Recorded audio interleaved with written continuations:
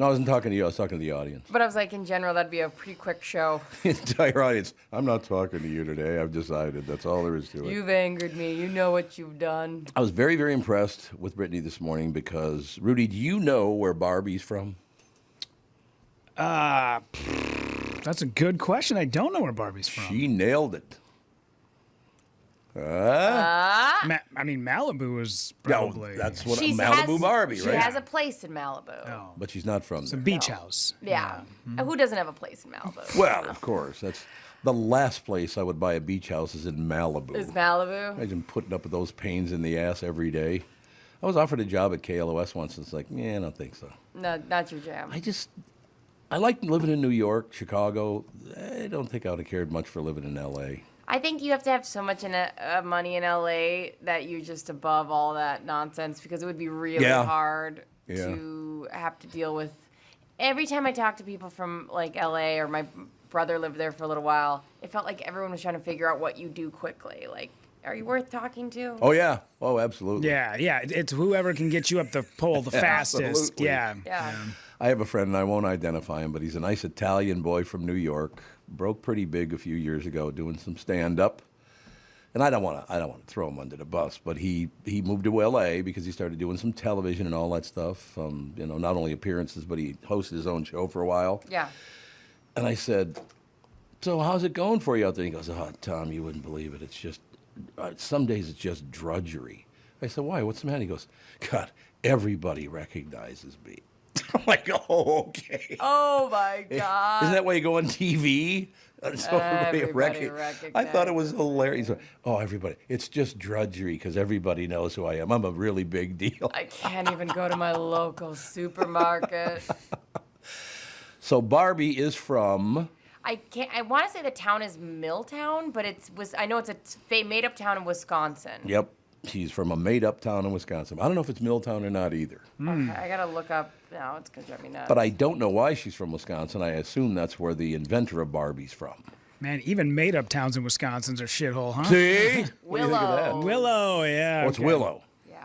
Where's it supposed to be, does it say? Yeah, Willows is Wisconsin. No, but I mean, where in Wisconsin? No, I don't think they get that specific. Why not?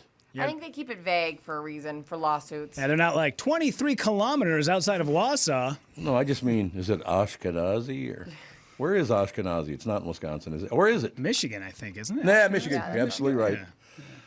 You are absolutely right. I literally the last couple of days spent a lot of time thinking about stuff and all the rest of it, and I think it's a good thing that I did because there are some headlines in the local news this morning.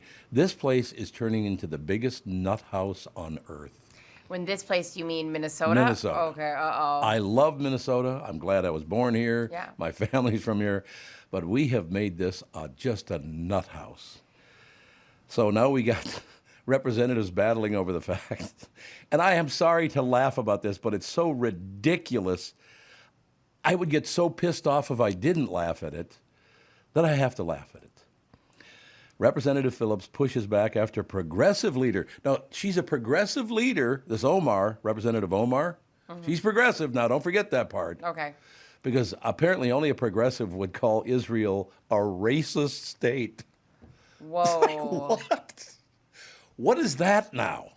Does anybody know where that came from? I don't know. So you got to laugh about it. You can't take that shit seriously. That's a bold statement. I mean, what? I know. I don't really understand. Phillips also criticized Representative Omar after she tweeted, "No way in hell she'd attend the Israeli president's upcoming speech to Congress." This is who we elect to office now, huh? Yeah. This is what we got. I mean, you're attacking a what? whole country now. Yeah, oh yeah, absolutely. I don't know if she knows this or not, but Jews, pretty big contribution to the state of Minnesota. Does she know that? They did quite a bit for the state. Yeah, and it just seems like I don't even think you should say like a whole family is racist, but you're going to go after a whole country? The entire country's racist. I want you to know that.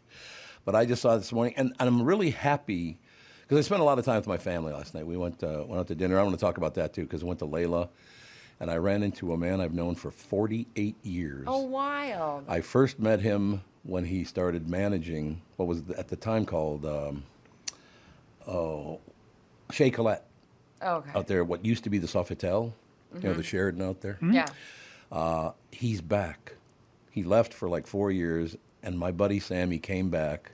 We were hugging up a storm, and everybody's laughing and joking. A couple of servers, by the way, at Layla listen to the podcast every day. Oh, nice. So I want to thank him for that. That was very nice. But I'm going to have Sammy in so you can meet him because he is one of my favorite people in the world. That sounds awesome. Oh, the food there's. You ever eaten there? No.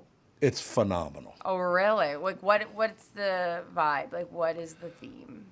The thing, it's just, I don't know. There's really not a theme, but they have these booths that are backed with, like, not that kind of stuff, but, you know, the puffy stuff. It's leather there and all the rest of it. But it's a great place to take kids because as noisy as they are, most of the people in the restaurant can't hear them. It's really good. The food is fantastic. The service is great. Sammy, I talked to him last night. We'll have him on in a week or two. He's going to visit his daughter or his daughter's children, something like that. But you know the joy it brings to my heart. 4 years he's been gone, and I saw him last night. I didn't know he was back. He didn't know I was coming in, and all of a sudden our eyes met. It's like, damn. That's such a good feeling. Isn't that a great feeling? That is so good. I just love that so much. It just brings joy to my heart. But then I was reminded by another person there. It's like, Tom, do you remember? Because he started there in September of 75. Okay. That's when he started there, when it was Coco Lazone. Not Coco Lazone. It was Shea Colette. Oh, Shea Colette. Yeah, it was Shea Colette back then. It was the Sofitel. Now it's a Sheraton, right? Okay. But yeah, great food, great service, really nice people, real nice restaurant. But I was reminded by another person there that I think it was late 1976, there used to be a pool, you know where that open lower level is? You guys know, you've been in that hotel, have you not? No. Oh, you've never been there? But I know where it's have? at. Like, I remember, yeah, but I've never been in there. Right next to the Radisson South. Yes. Right, it's right next to it, yeah, on the little further south. But there used to be a pool. It's now a meeting area, a lower level meeting area. It used to be a swimming pool, but nobody ever used it, so they just covered it up. But he reminded me of a story. I was there with Boz Scaggs. Oh, Boz my God. Now, you know Boz Scaggs was on Columbia. I was at Cliff Siegel. You know Cliff and Bo Siegel, don't you? Yep. Yeah, Cliff and Bo invited me to come along. They had this big deal and all the rest of it. And so we're hanging out with Boz Scaggs, who might be one of the nicest damn people you'd ever want to meet. You guys know who Boz Scaggs is, don't you? Yes, absolutely. Well, I just want to make sure because he hasn't been around. Boz hasn't been around much in the last, 30 years, something like that. But he was huge.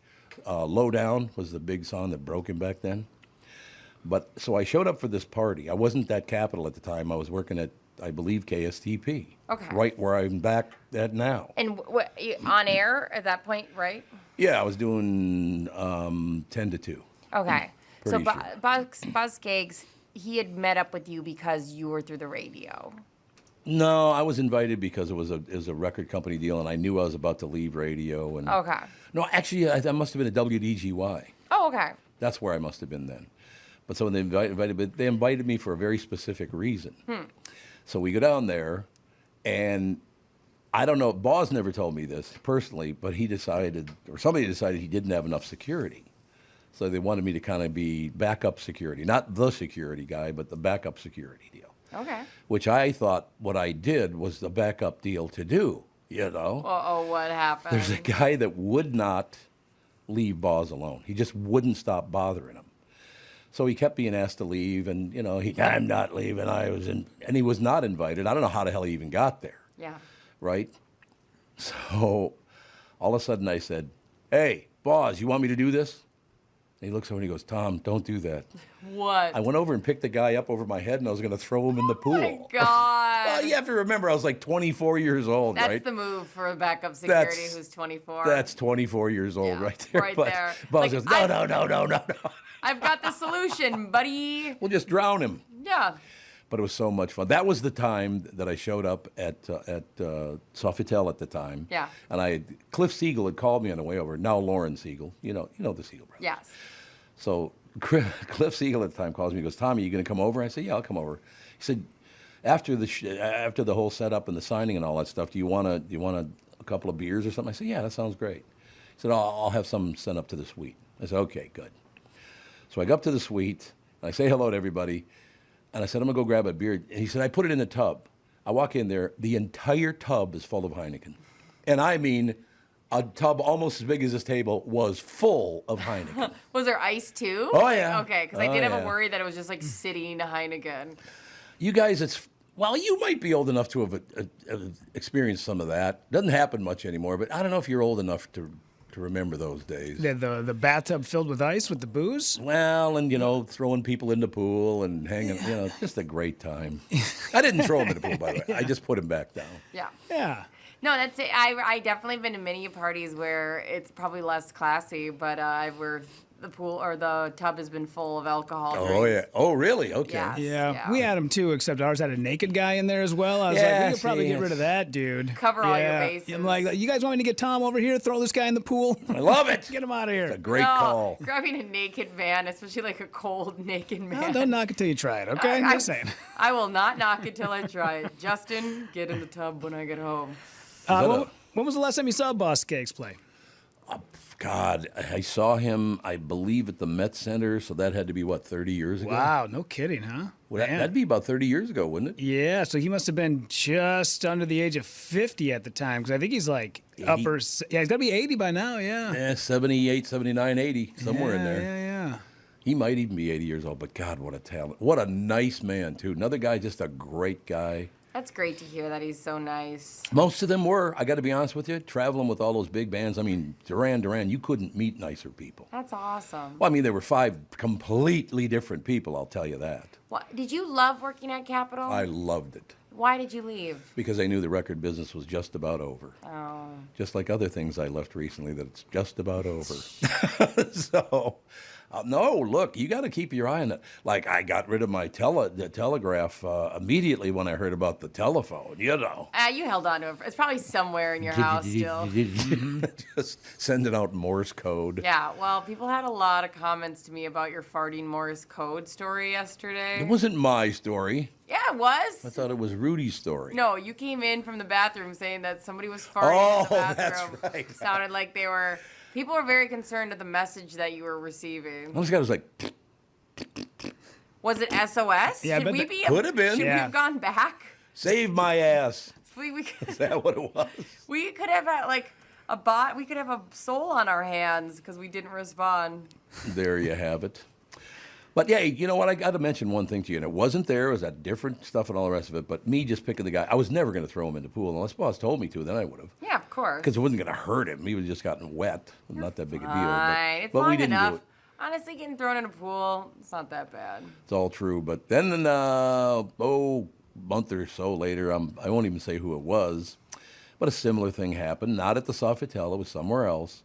But I brought a friend along from North Minneapolis, which I should have never done, because somebody started a ruckus and my friend put a gun to his head. I'm Oh my God. Yeah, let's not do that, shall we? I think that if, because this has happened to me before, hanging out with some military friends. Oh, sure. I think by law, even though like you can do the conceal and carry, I think if you're in a friend group, you should have to just be like, everybody, I have a gun on me. Because that is like a crazy feeling when you realize somebody in your group has a gun on them. No, I think you're absolutely right. That changes everything. Yes, no it question. does.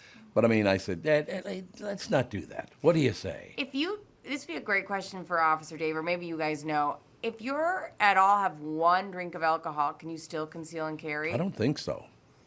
I don't think you can drink at all when you're carrying. I would hope so. I know they all do. I mean, yeah, especially, yeah. How many more people are going to get shot every night? I don't know. God, every night across America, somebody gets shot now. And I shouldn't say somebody, it's hundreds of people. I know. Not every day, but it all adds up. But yeah, I just wanted to tell you, first of all, nobody got hurt, so I kind of like that Boz Skaggs story, and he was such a great guy. Yeah, it's an amazing story. Don't feel guilty about lifting up Good, the guy. because it was never going to hurt him. Well, even if you did put him in the pool, this is a long time ago, and also it's a pool. But to go back and see Sammy standing there, I had no idea he was coming back. We loved that play. Seriously, I highly recommend Layla. And matter of fact, I want to have Sammy on. And I said, you know what? If you want me to, we can do a contest once in a while. Just maybe have dinner with the Tom Barnard Morning Show. That sounds awesome.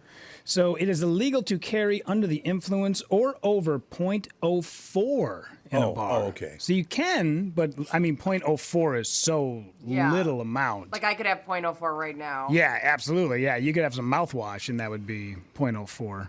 Yeah, that's probably. Yeah, I think that is right. .04 does sound right. .04 is what it says here. Thanks for looking that up, Rudy, because that's so interesting. Because it's like people bring their weapons to bars. Oh yeah, a lot of them. There's no. I told you when we used to go to Broadway Pizza, the cops would make everybody put their gun on the table until they got their pizza and left. Oh my God! And there were a lot of them, I'll tell you. Not my vibe. Yes, my friend Terry Burnham was the pizza chef there at the time. TB, Terry Burnham. He saw some interesting things down at 4th and Broadway, I'll tell you that.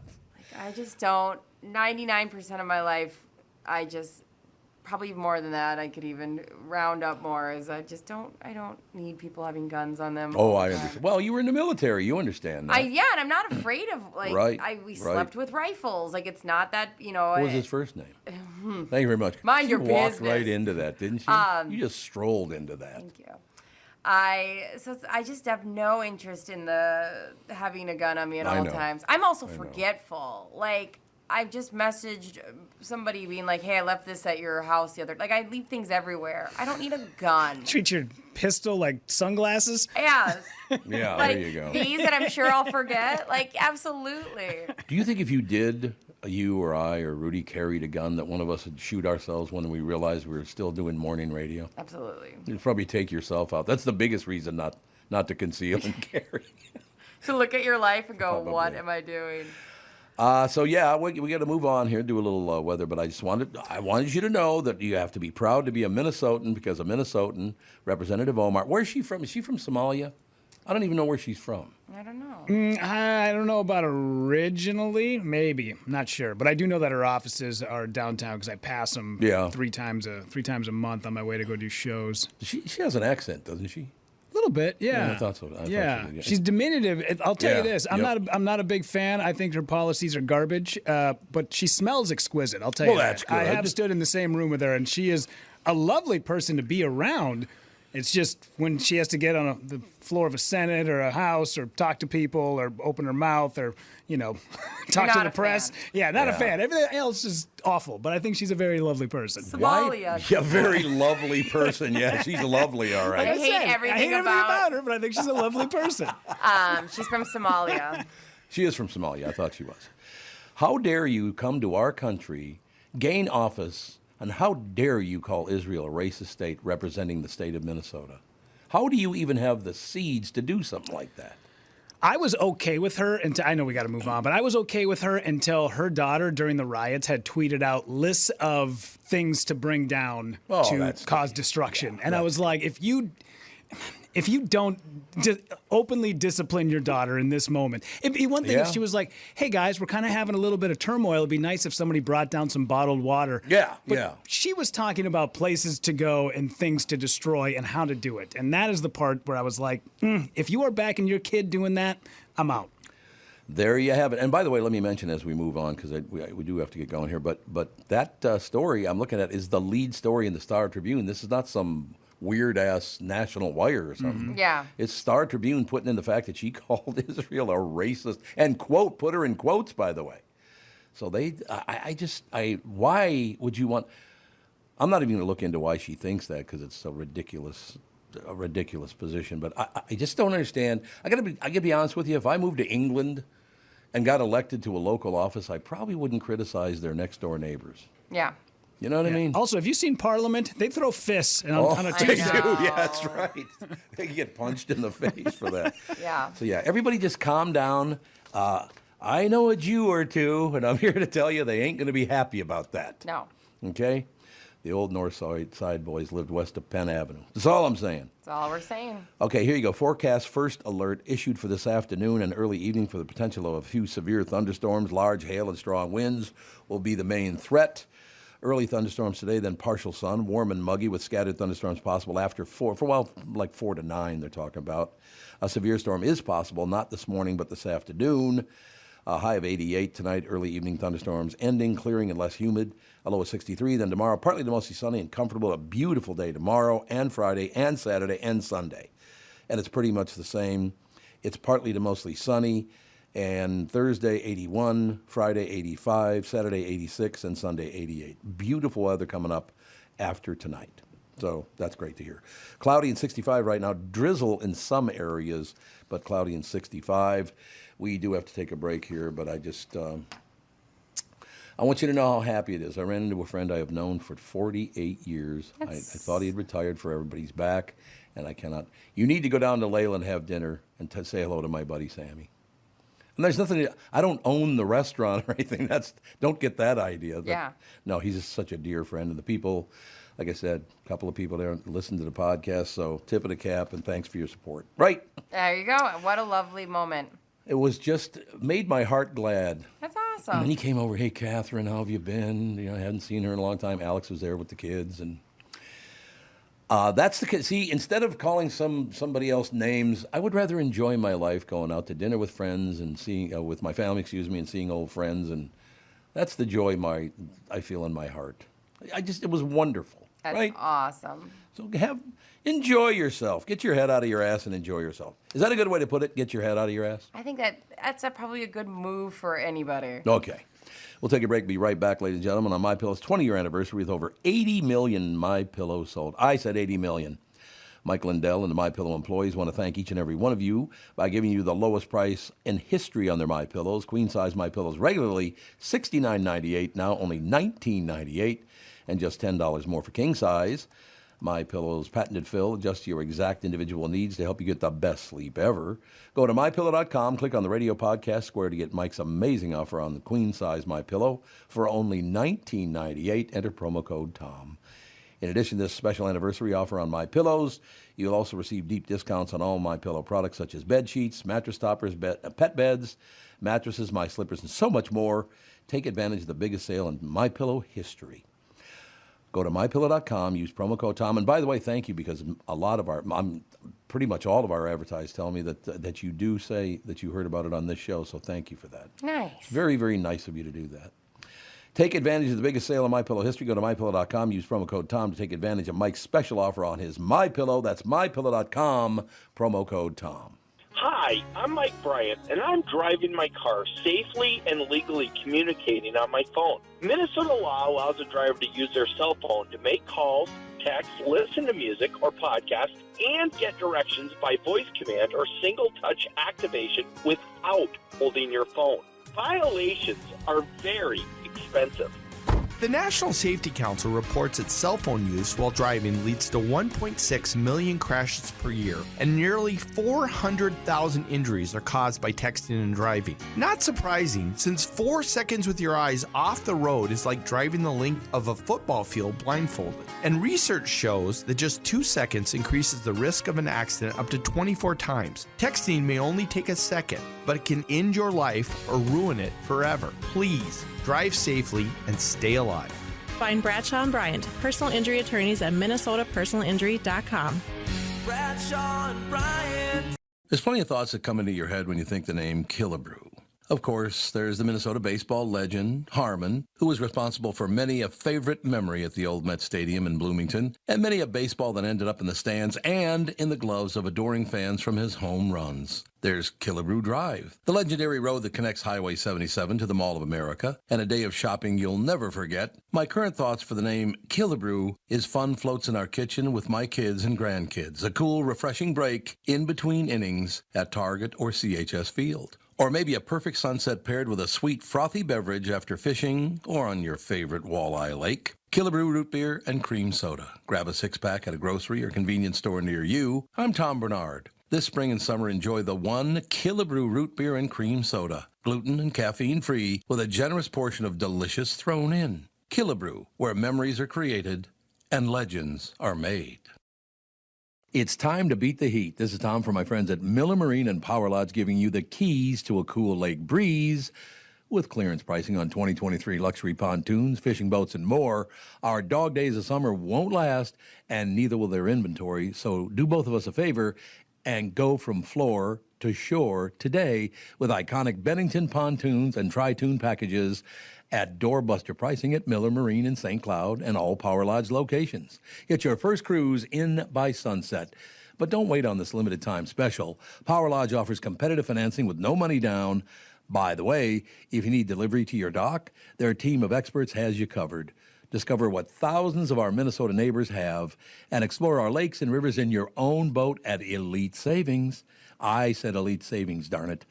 Launch into adventure today at Miller Marine and Power Lodge. Just head to millermarine.com and powerlodge.com to see for yourself.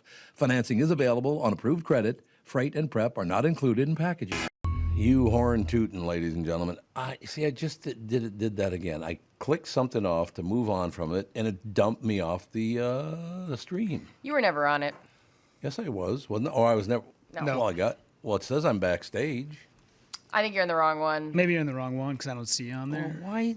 We got to get this straightened away before the show. This is a pain in the ass. Yeah. But I clicked on your deal to get in, so why don't we try that again? Yeah, I clicked on the top one. It's right there, and I'll try it again. I'll say this is my fault in the sense that I actually told myself during the break I was going to fix this and then forgot completely about it. Oh, yours did the same thing? No, I was going to grab yours when we took a break, but I completely forgot. Well, how could you forget that? I don't know. It's hard. You're a disaster. I know. It's me. Yes, I'm It's the problem. all your fault. Has nothing to do with anybody but you. There's Tommy boy. Yeah, I don't know. We got to figure that out before. Let's click up before the show starts because that's happening more often. He's okay. Yeah, I mean it's not that big a deal. No. I don't give a rat's ass if I put myself up at all, to tell you the truth. Well, we like your mug, so you're going up and you're going to act like you like it. The mug. Mm-hmm. Getting a lot more of those Gilgo Beach comments. Are you People still? kiss my sister's black cat's ass, I'll tell you that. I don't look anything like that guy. No. Leave me alone. Just a big-headed honky. Is that what they're talking about? I mean, I guess if that's true, then yeah, then you look like him. But I feel like that's the only thing you guys have in common. The big-head honky look? Yeah, I don't think you look like him at all. I don't either. I think they're just doing it to be smartasses. Yeah, that could you know be what I it. mean? Do you think that's what it is? We do have like a really fun, unofficial Tom Barnard morning show group on Facebook, and they're pretty funny. Oh, of course. Oh, I don't get to see those. Is that what you're saying? No, nobody would let you see those. Okay. Don't worry about my... Okay, let me mention again. Oh, Jesus. Why is the Star Tribune... Now I got this. Star Tribune saying I'm not subscribed, but I am. Maybe you need to pay your bills, sir. I did pay my bills, ma'am. And if I click on it to get rid of it, is it going to dump me off a StreamYard again? I'm scared. Well, don't X out of it. Well, I just don't want to carry that stuff. I can't leave it up on the screen because it's asking me to sign up. Well, start a new tab. Tell them to leave me alone. Why is it doing it to me? The Star Tribune should be happy anybody is clicking onto their website. That's true. I mean, just what is the difference? The 73 cents you're going to get, a week from us, or just let us do our thing and then you guys sell ads. $10 a month. It's over $10 a month now. For what? Yeah. Get out of I here. don't know what. Okay, now I'm going to try to click on this story again because the main reason being it's going to be 88 today, 81 tomorrow, 85 Friday, 86 Saturday, and 88 on Sunday. And I want to read the story about the 20 favorite ice cream treats on a hot day. Ooh. I'm trying to serve the public, and what do I get? We're a big ice cream. I get blocked family. out. Are you guys big on ice cream? Oh, God. Yeah, I love ice cream. I would take ice cream over cake any day. I See, it think I did it would again. It just will not let me in there. too. Wild. I've never liked anybody. That's all I have to say. So in any case, I can't do the 20 famous or favorite ice cream treats, which, what the hell is it?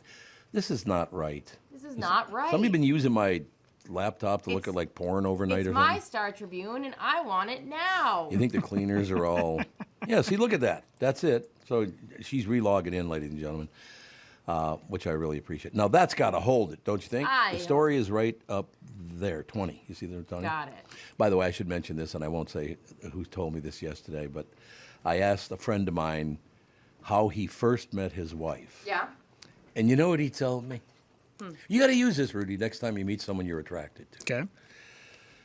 They're in a Lunds, and he walks by and sees this, and she's a very beautiful woman. There's no doubt about that. He's not that great, but she's pretty good. What are you looking at now? Something unplugged, but I'm listening. More Oh, yeah, the screen unplugged. Jesus, we're having a hell of a morning here. You know, the great thing about that is that's the kind of stuff I don't give a rat's ass about and getting angry about. I don't know. Yeah. There it is. Oh, it was. That. I probably hit it with my chair or stepped on the yellow cord. What a shock. Oh, I'm sorry. Did I disaster. ruin something trying to come Yes, help you? Trying to help you ruined everything. That's all I have to say. Okay, So how anyway, did he meet his wife? So I said, so how'd you meet your wife? He said, it was at Lund's. And he sees this beautiful woman. And as he's walking by in a very non-aggressive way, he said, you know, you're going to have to be careful because we're in the frozen section and everything's going to melt. Oh! Jeez. What do you think of that one, Rudy? That's thick. You're not buying that one? That's putting it on thick. Man, I don't know if I'd have the balls to say that to someone in a grocery store. I don't think I could. No, that's a good one. I don't think I could do it. If I did, I'd like run out after immediately, like an awkward run where you like bend your like body over and book it. I love that story, though. It's like, really? Is that your... Do you think that was an ad lib, or do you think that's something he stuck in the back of his mind that he wanted to use someday? I don't know. I mean, I would think that, maybe he just was like walking up to her. As he's walking up to her, he's like, I gotta say something good. What do I got around me? So you're saying he was desperate? Always. Okay. Well, I just wanted to make sure that's what you were saying. She was like, wow, that's funny. You say I'm hot. He's like, no, actually, I just unplugged the freezer on accident. Yeah. My chair hit it. And I tripped over the wire. Tripped over the yellow wire. Like Brittany did? I'm actually concerned for all the food here. Yes. I don't mean we you're should hot. reach out to the employees. It's a very literal problem we're having. That'd be pretty good, actually, to go that route. I'm going to mention that to him. Yeah, so it's going to be in the 80s, anywhere from 81 to 88 for the next 4 or 5 days. 20 ice cream treats in the Twin Cities to enjoy on the go. Sealed in a donut between 2 cookies and a shake or on a stick. The scoop on the area's best portable summer treats. You guys tell me if you've ever had these. Yeah. What is a paletta? Don't know. An ice cream pop? Paletta. Paletta. I don't know what a paletta is. Ice cream pops and ice cream novelties make for a cooking and delicious summer. For a cooking summer? What the hell does that mean? I don't know what that means. I think they're making it up as they go along. Okay, so you get chunk ice cream. Have you ever had a chunk? No. I haven't either. It's a brand, apparently. Chunk ice cream bar. It looks really good. It looks delicious, as a matter of fact. It's chocolate ice cream surrounded by chocolate. Yeah. That does not look bad at all. No, oh, you're looking at it? Yeah. Yeah, it looks really good. I would destroy that. Hopkins is where they say this one is. It's right by the house. Downtown. I like it. You think everything is right by your house. Well, it's because they are right by my house. That's 'Cause exactly it is. Because there's Sebastian Joe's. I love Sebastian Joe's. Ooh, what's the one? The flavor formerly known as Nicollet Pothole. Ooh, it was so good. Phenomenal. It's so good. No, I do. I love Sebastian Joe's. Always have. The one over there just off of, Hennepin and Franklin? Yeah. Yeah, not too far from there. Or it's right on Franklin, I think. Connie's Creamy Cone. I've heard of this. You ever been to Connie's Creamy Cone? No.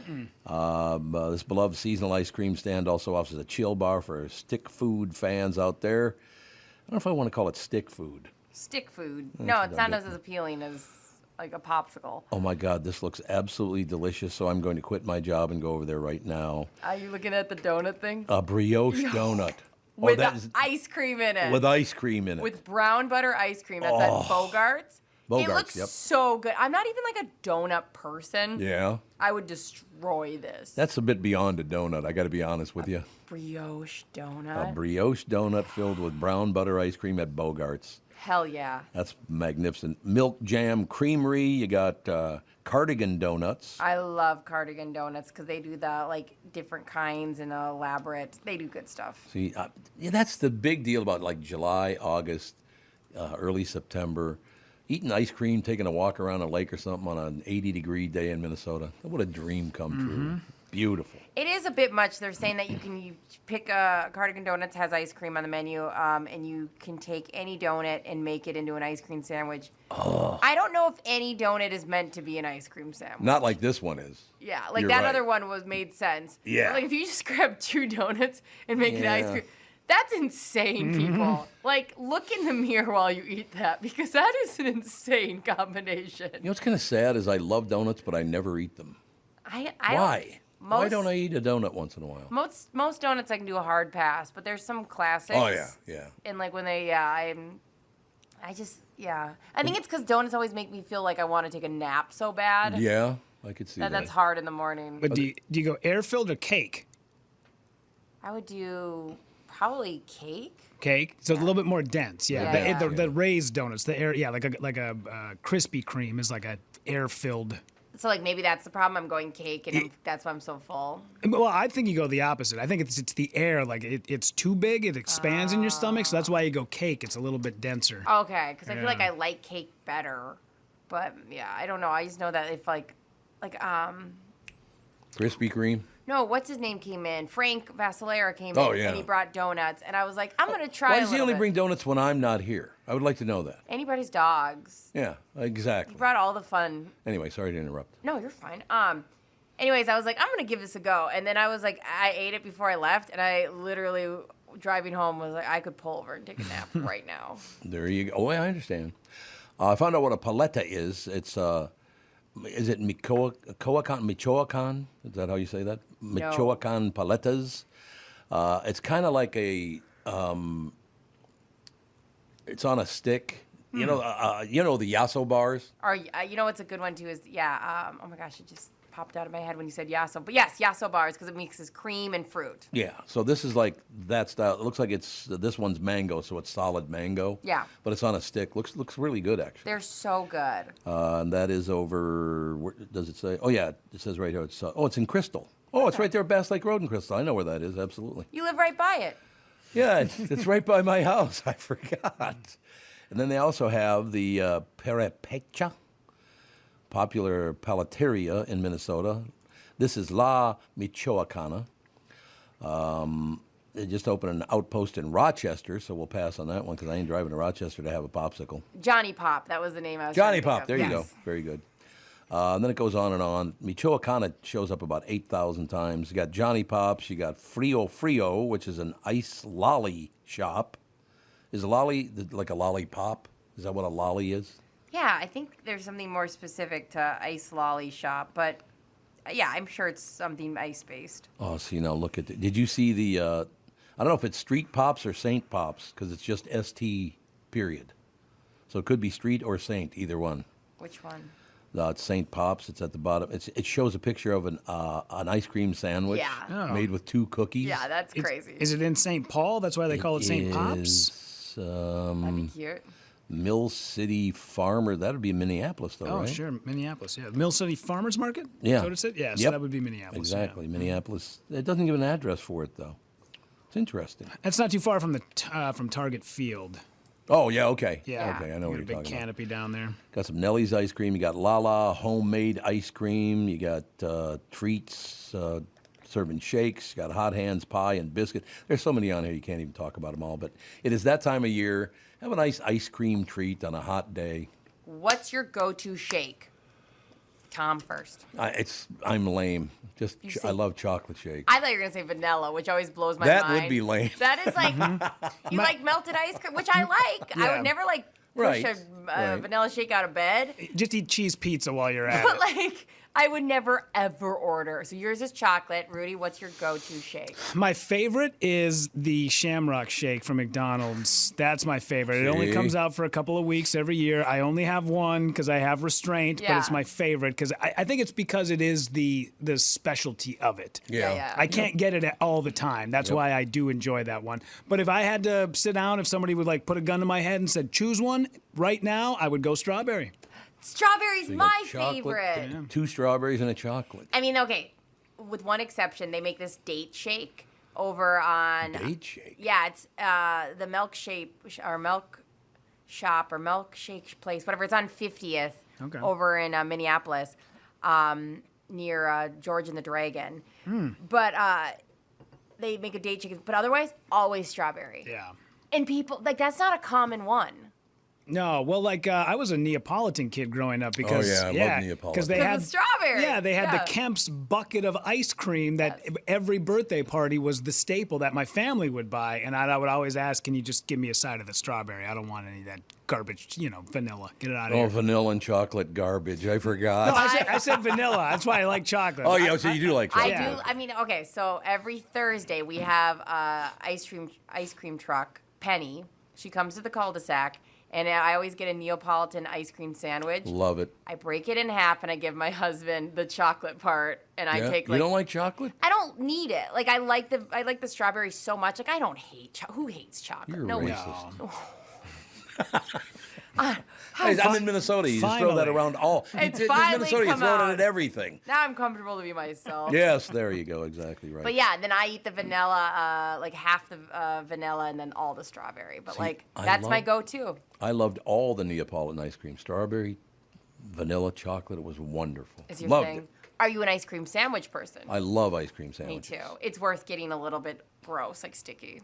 But I don't know if you've ever heard this or not, but I have a question. What's a blizzard?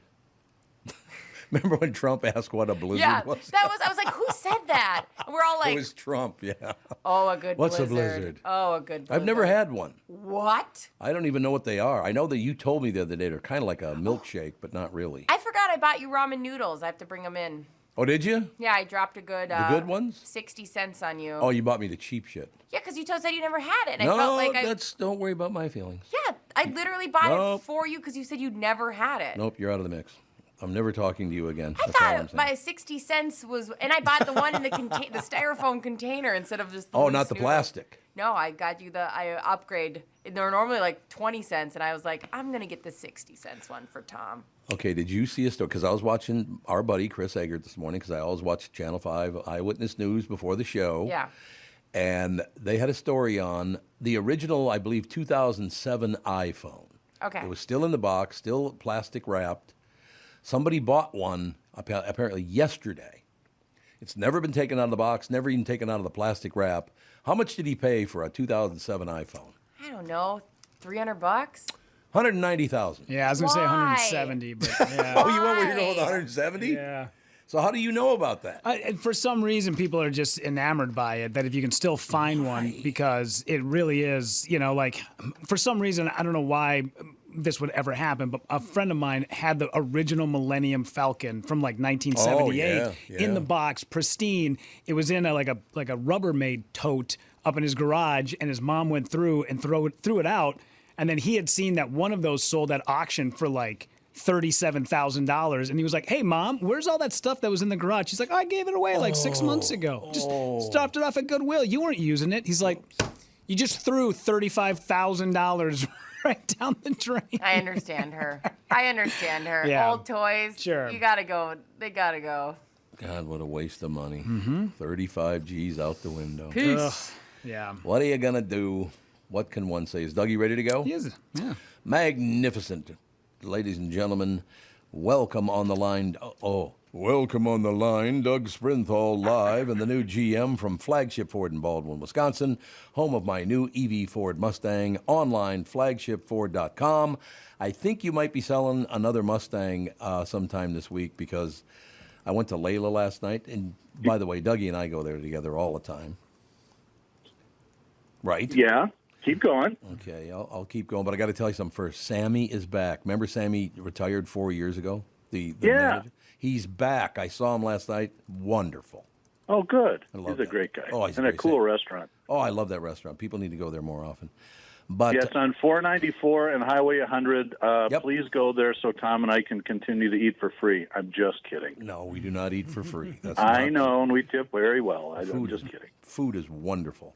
But I was a little late getting there, not because I didn't arrive on time, but a guy did a full-scale interview of me on the Ford Mustang and where I got it, because they want one just like it. And so you're probably going to sell another Ford Mustang this week, because I told him it's only 20 minutes east of St. Paul. Well, and I actually might sell another one to somebody that you know very well. Really?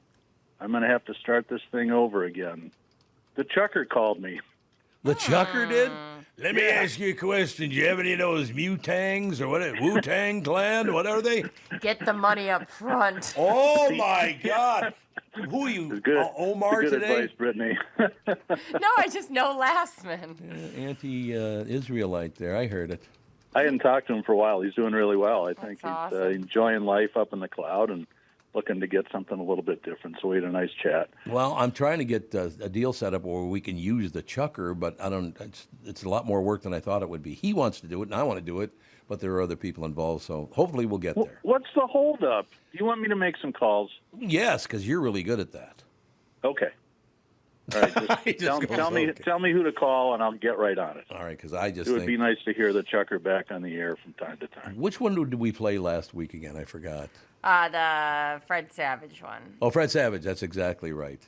That's exactly right. And then Pat Egert sent me the one that you'd asked about a different one, and he sent that over. It was really. Oh, really Christopher Reeves. Christopher. Oh God. I'm sorry. He's talking to Keanu Reeves, and he's actually talking to Chris. No, he thought he was talking to Christopher Reeves. He was talking to Keanu Reeves, which was hilarious. Sorry, your legs don't work anymore. Oh, God. Real nice chucker. Hey, anyway. Quick question for you. Have you watched Quarterback yet? I wouldn't even think of watching that. I watched the first episode last night, Doug. I did too. I liked it. And my wife liked it too. It was so good.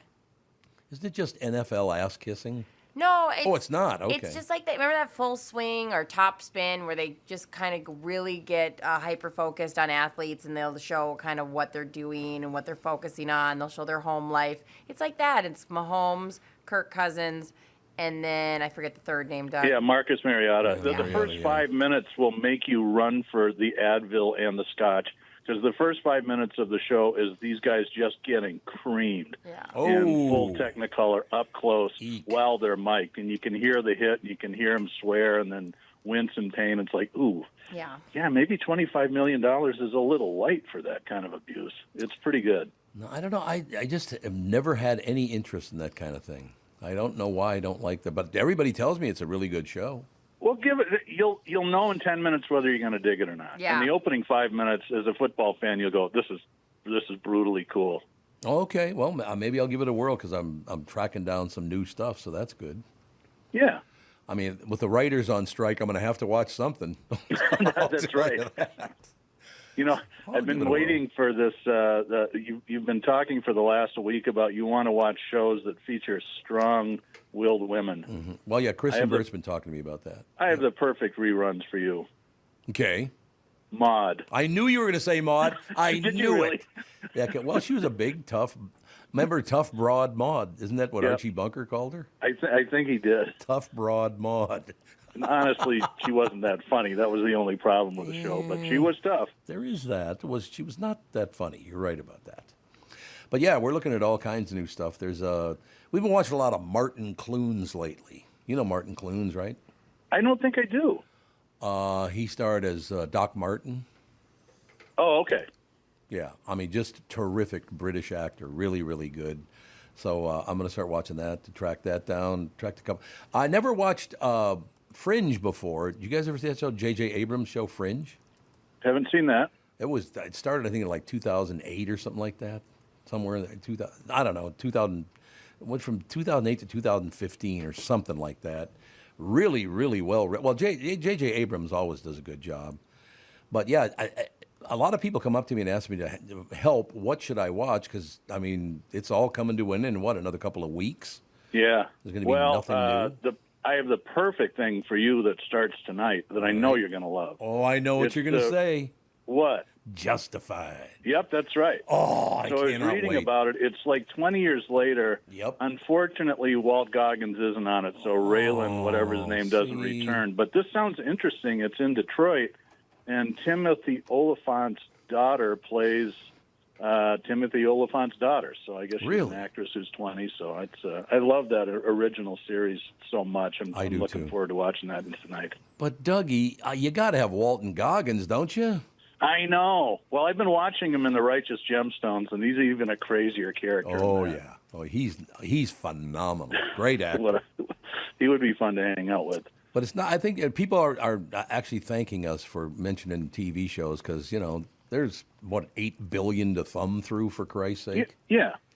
Here's another old one that I don't know if you ever saw it. It's a British comedy. It's called The IT Crowd. Oh, yeah. I watched that from when it started. Very, very I might good. actually watch that. That's really funny. What's the guy's name, the tall guy with the dark hair? I can't remember his name. He just steals every scene he's in. He does. He's phenomenal.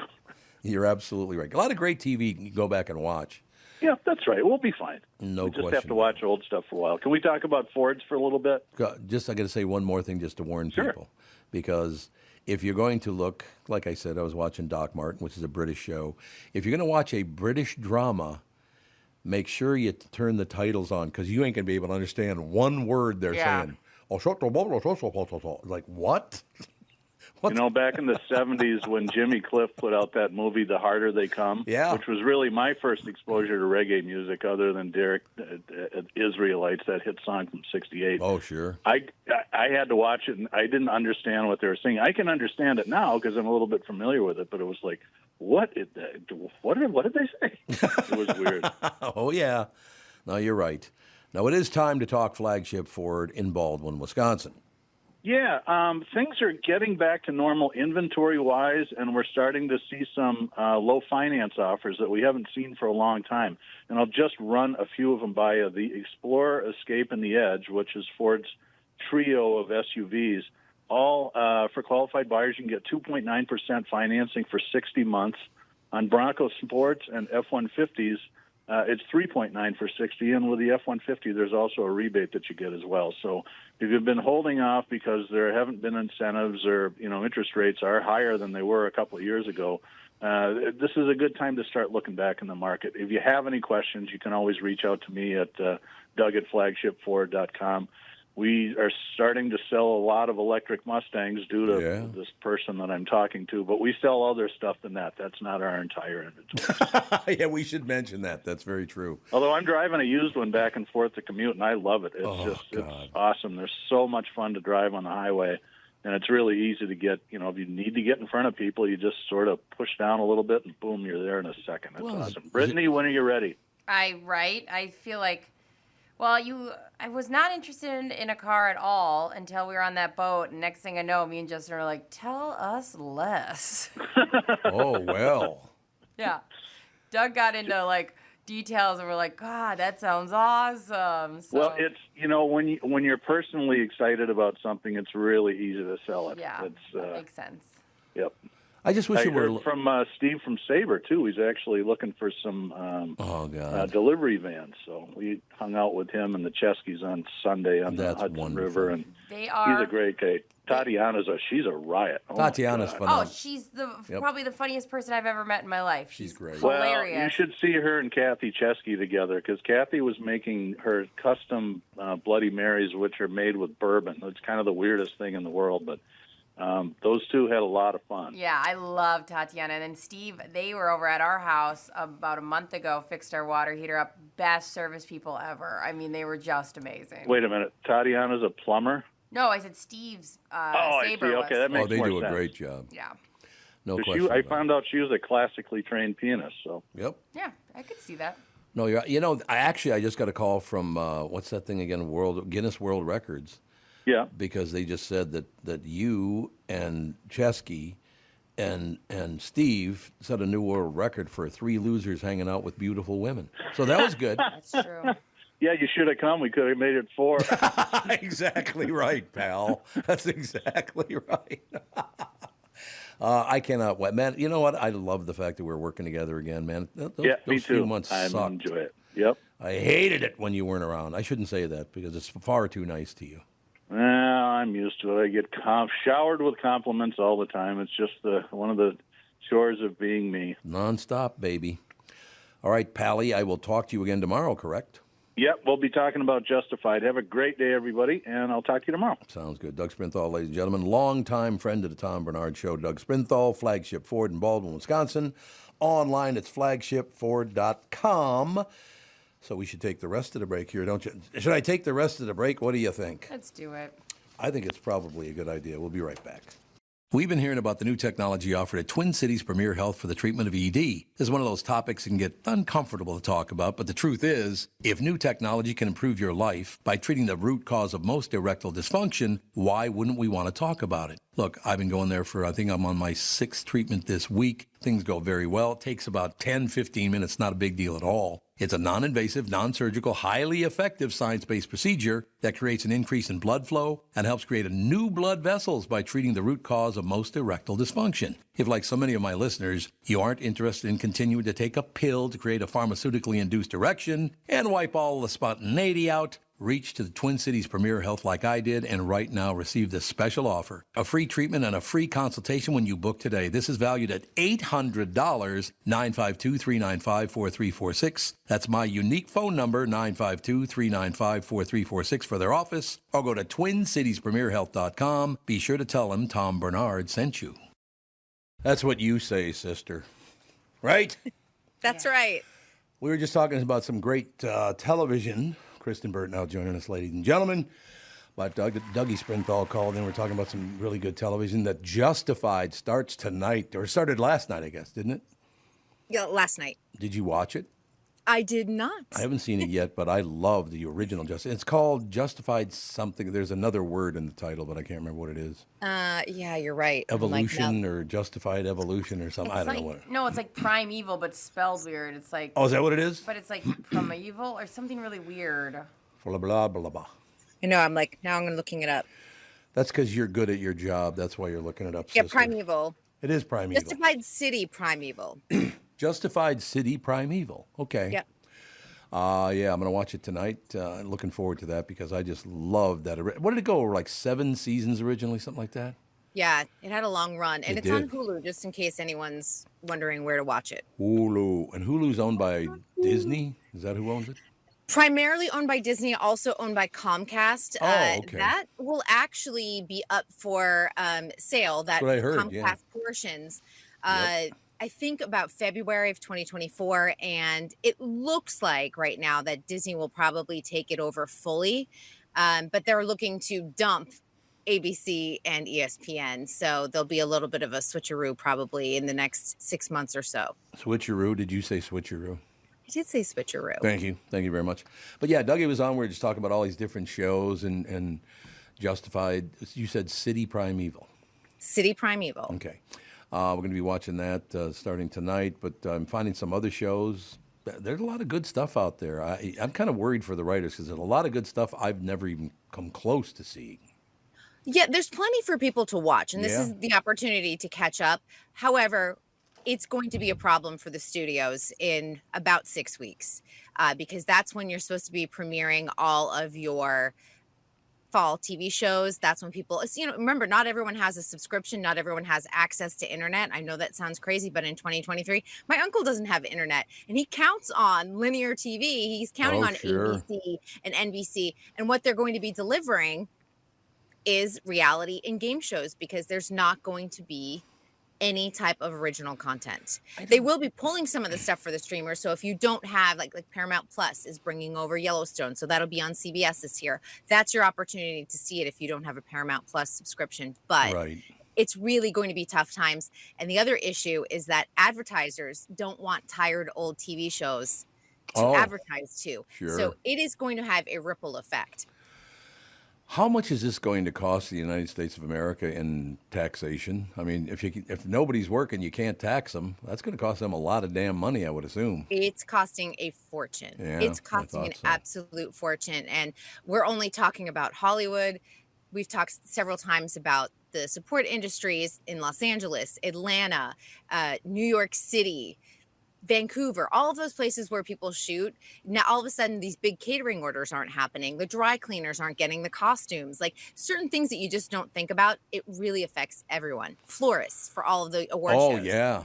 There was a woman on TV. She was, I believe, she was doing about $100,000 a month, and she's a florist. She said she doesn't know what she's going to do. She'll because she doesn't deliver any flowers to anybody anymore. She might go under. I wouldn't be shocked if businesses went under, and that is the awful effects of this type of strike. Remember, they also dealt with the pandemic, so they were just recovering from the pandemic. This was probably going to be our first really full normal award show season. There's no way they can do the primetime Emmys at this point. They just haven't announced a new date is really what it is, but they're going to have to push it. We're still waiting on a new daytime Emmys date as well, and it just keeps on rolling in. It's not going to be quick either, is it? I mean, you talked about that before. Yeah, it's not. And I mean, the good estimate is that it'll wrap up late September, early October. That's the good estimate. Yeah. The bad estimate right now is that it will last until December, right before the holidays. They will come to an agreement, and then everyone will start up production at the beginning of the year. Unbelievable. Yeah, it's a lot. I mean, honestly, even as an entertainment reporter, we are pivoting and we are just trying to figure out like what kind of coverage we can do. We can't do celebrity interviews, so we have to look. I'm doing a bunch of author interviews. We're pivoting towards some like lifestyle, political stuff, like what the first ladies are wearing. I mean, things like that, because it's one of those situations where we are going to have to struggle in terms of like, okay, we can cover the movie that's coming out, but we don't have the actor's perspective of what it was like to work on. And that's what sells the entire TV or film. And it's tough for everyone. It's so sad and is this really all about, I know it's about money, obviously, but it's also a lot about AI, isn't it? AI, and it really seems that no one can even come to a close middle ground on this. You know, obviously SAG and WGA are very concerned about AI and how it's going to affect their livelihood, and the studios are like, meh. You know, I mean, the only thing they offered for SAG, and this is according to SAG, was saying that the extras will come on set. They'll be paid their $187 for the day. Ooh. And then they will get an additional $187 fee to have their faces and bodies scanned. And then the studios will own that in perpetuity. God, they might be able to make $15,000-$16,000 a year doing that. Oh my God. Jesus, that's terrible. They'll make $187 for it. That's it. That's it. Oh, God. $187. But I mean, if they did it every day. It's a one-time fee. So you'd make your day rate for being on set as an extra, but that $187 additional would be to scan your AI for your image for AI. And you have to remember that background extras are already kind of like the lowest person on set, unfortunately. And sometimes they don't get treated well on certain sets, and they deserve the same protections that George Clooney gets, or The Rock gets, or, you know, Julia Roberts. So it's like me on this show. I get treated like dirt. Shut up, Tom. See? Right there, an example. You're That's a disaster. Example right there. You are a disaster, Tom. We'd like to point out. Does anyone know where this idea that we should screw everyone out of money in Hollywood, the latest iteration of that, did that come from a couple of big shots, or was it pretty much across the board? It really baffles me, because after Bob Iger just said it was unrealistic for the unions to be on strike right now, you know, if you take a look at what, with his salary is $27 million plus bonuses, he earns in the hundreds of millions of dollars every year. Then give up some of your bonus and some of your salary. Do it. I dare you. Do you really need $100 million a year? Yeah, you're right. David Zaslav makes over $500 million a year. There's a chart. There's a chart with all of the top salaries of the studios that SAG is striking against, and it is mind-blowing. And they are arguing over giving actors and writers more money for residuals. God, what an amazing... I'm asking all three of you this situation, because I was thinking about on the way in that greed, I believe, right now is at an all-time high. There's always been greed, but not at this level when you're making $500 million a year and I get $187. What happened to us that we're so... People steal money from one another and screw each other out of money. It's all greed. What happened? I don't know, and I don't know why the studios are okay with 87% of the membership not earning health insurance. Yep. 87, and you have to make the minimum to make it is $26,000 a year. They don't earn it. They have to go find other ways to get health insurance. So they're okay with that, which seems baffling to me. And they're okay with the fact that most of them, if they're not earning $26,000 as an actor, remember the poverty level in Los Angeles for a single person is now $70,000. It's just amazing to me that people have become so enamored with money. I mean, it's nice to make money. I understand that. But when you know you're screwing... Well, matter of fact, I can't say who it was, but I have a meeting today. I can't do the family podcast today because I have a meeting with a couple of people because I was double charged on some things to the tune of about $7,000 and they knew they did it and never brought it up to me. I just happened upon it, and I got lucky that I just happened upon them, and it wasn't a mistake. They did it on purpose. I mean, the greed level right now, from top to bottom, is disgusting. Well, and I guess I just don't understand why people who have so much wealth aren't okay or don't have the character to make sure that the people who are working under them can pay their bills. And I think and we're not even talking about making people millionaires. We're talking about people just being able to pay their bills. Yeah, no, it's not about being a millionaire. It's just about, I earned this money and I should get the money. You shouldn't steal it, or you should pay me more than $187. Right. And I think what's interesting too is, and I know we talked about this several months ago, and this may come into play. They've already greenlit several productions. I think the number's up to like 39 already, of independent film and television to go ahead and do this, because obviously they are willing to abide by the rules of SAG, give the actors their due. But Matt Damon and Ben Affleck created their own studio called Artist Equity, and everybody gets a slice of the pie, all the way down to the crew. Every single crew member, every single artist. And I'm wondering if we will see a couple other studios pop up like this, where everyone gets equitable distribution. And maybe this will just change the entire Hollywood system. Well, and across the board it should work, because, like Rudy and I sit here, because obviously all the money's brought in by Brittany, and we just sit here and just, suck it up. Yeah. Eat cookies. Yeah, because we could be replaced. Brittany, on the other hand. Yeah, No, you guys I would call like interchangeable pieces. Exactly. Yeah. And that's why I get 90% of the revenue. See? And you guys get to write this on your resume. And good for you. Well, I mean, it's nice because she called all the big advertisers and said, why don't you just throw Tom a bone and let him do the voiceover part of it? But she still gets all the money. He likes to feel important, so I let him do that part. Yeah, Make him feel good. I don't understand the whole idea that I make $500 million and you make $187, and I'm okay with that. Not that we have the same job, but could there be a little equity in there somewhere? Oh yeah, and then the like part that it kind of throws me off is like, with Netflix, we don't know any of the numbers. They don't have to give up any information, and they just have all the control. I mean, that to me, you go, all right, there has to be something. You have to come to the table willing to wheel and deal, and it doesn't feel like they are at all.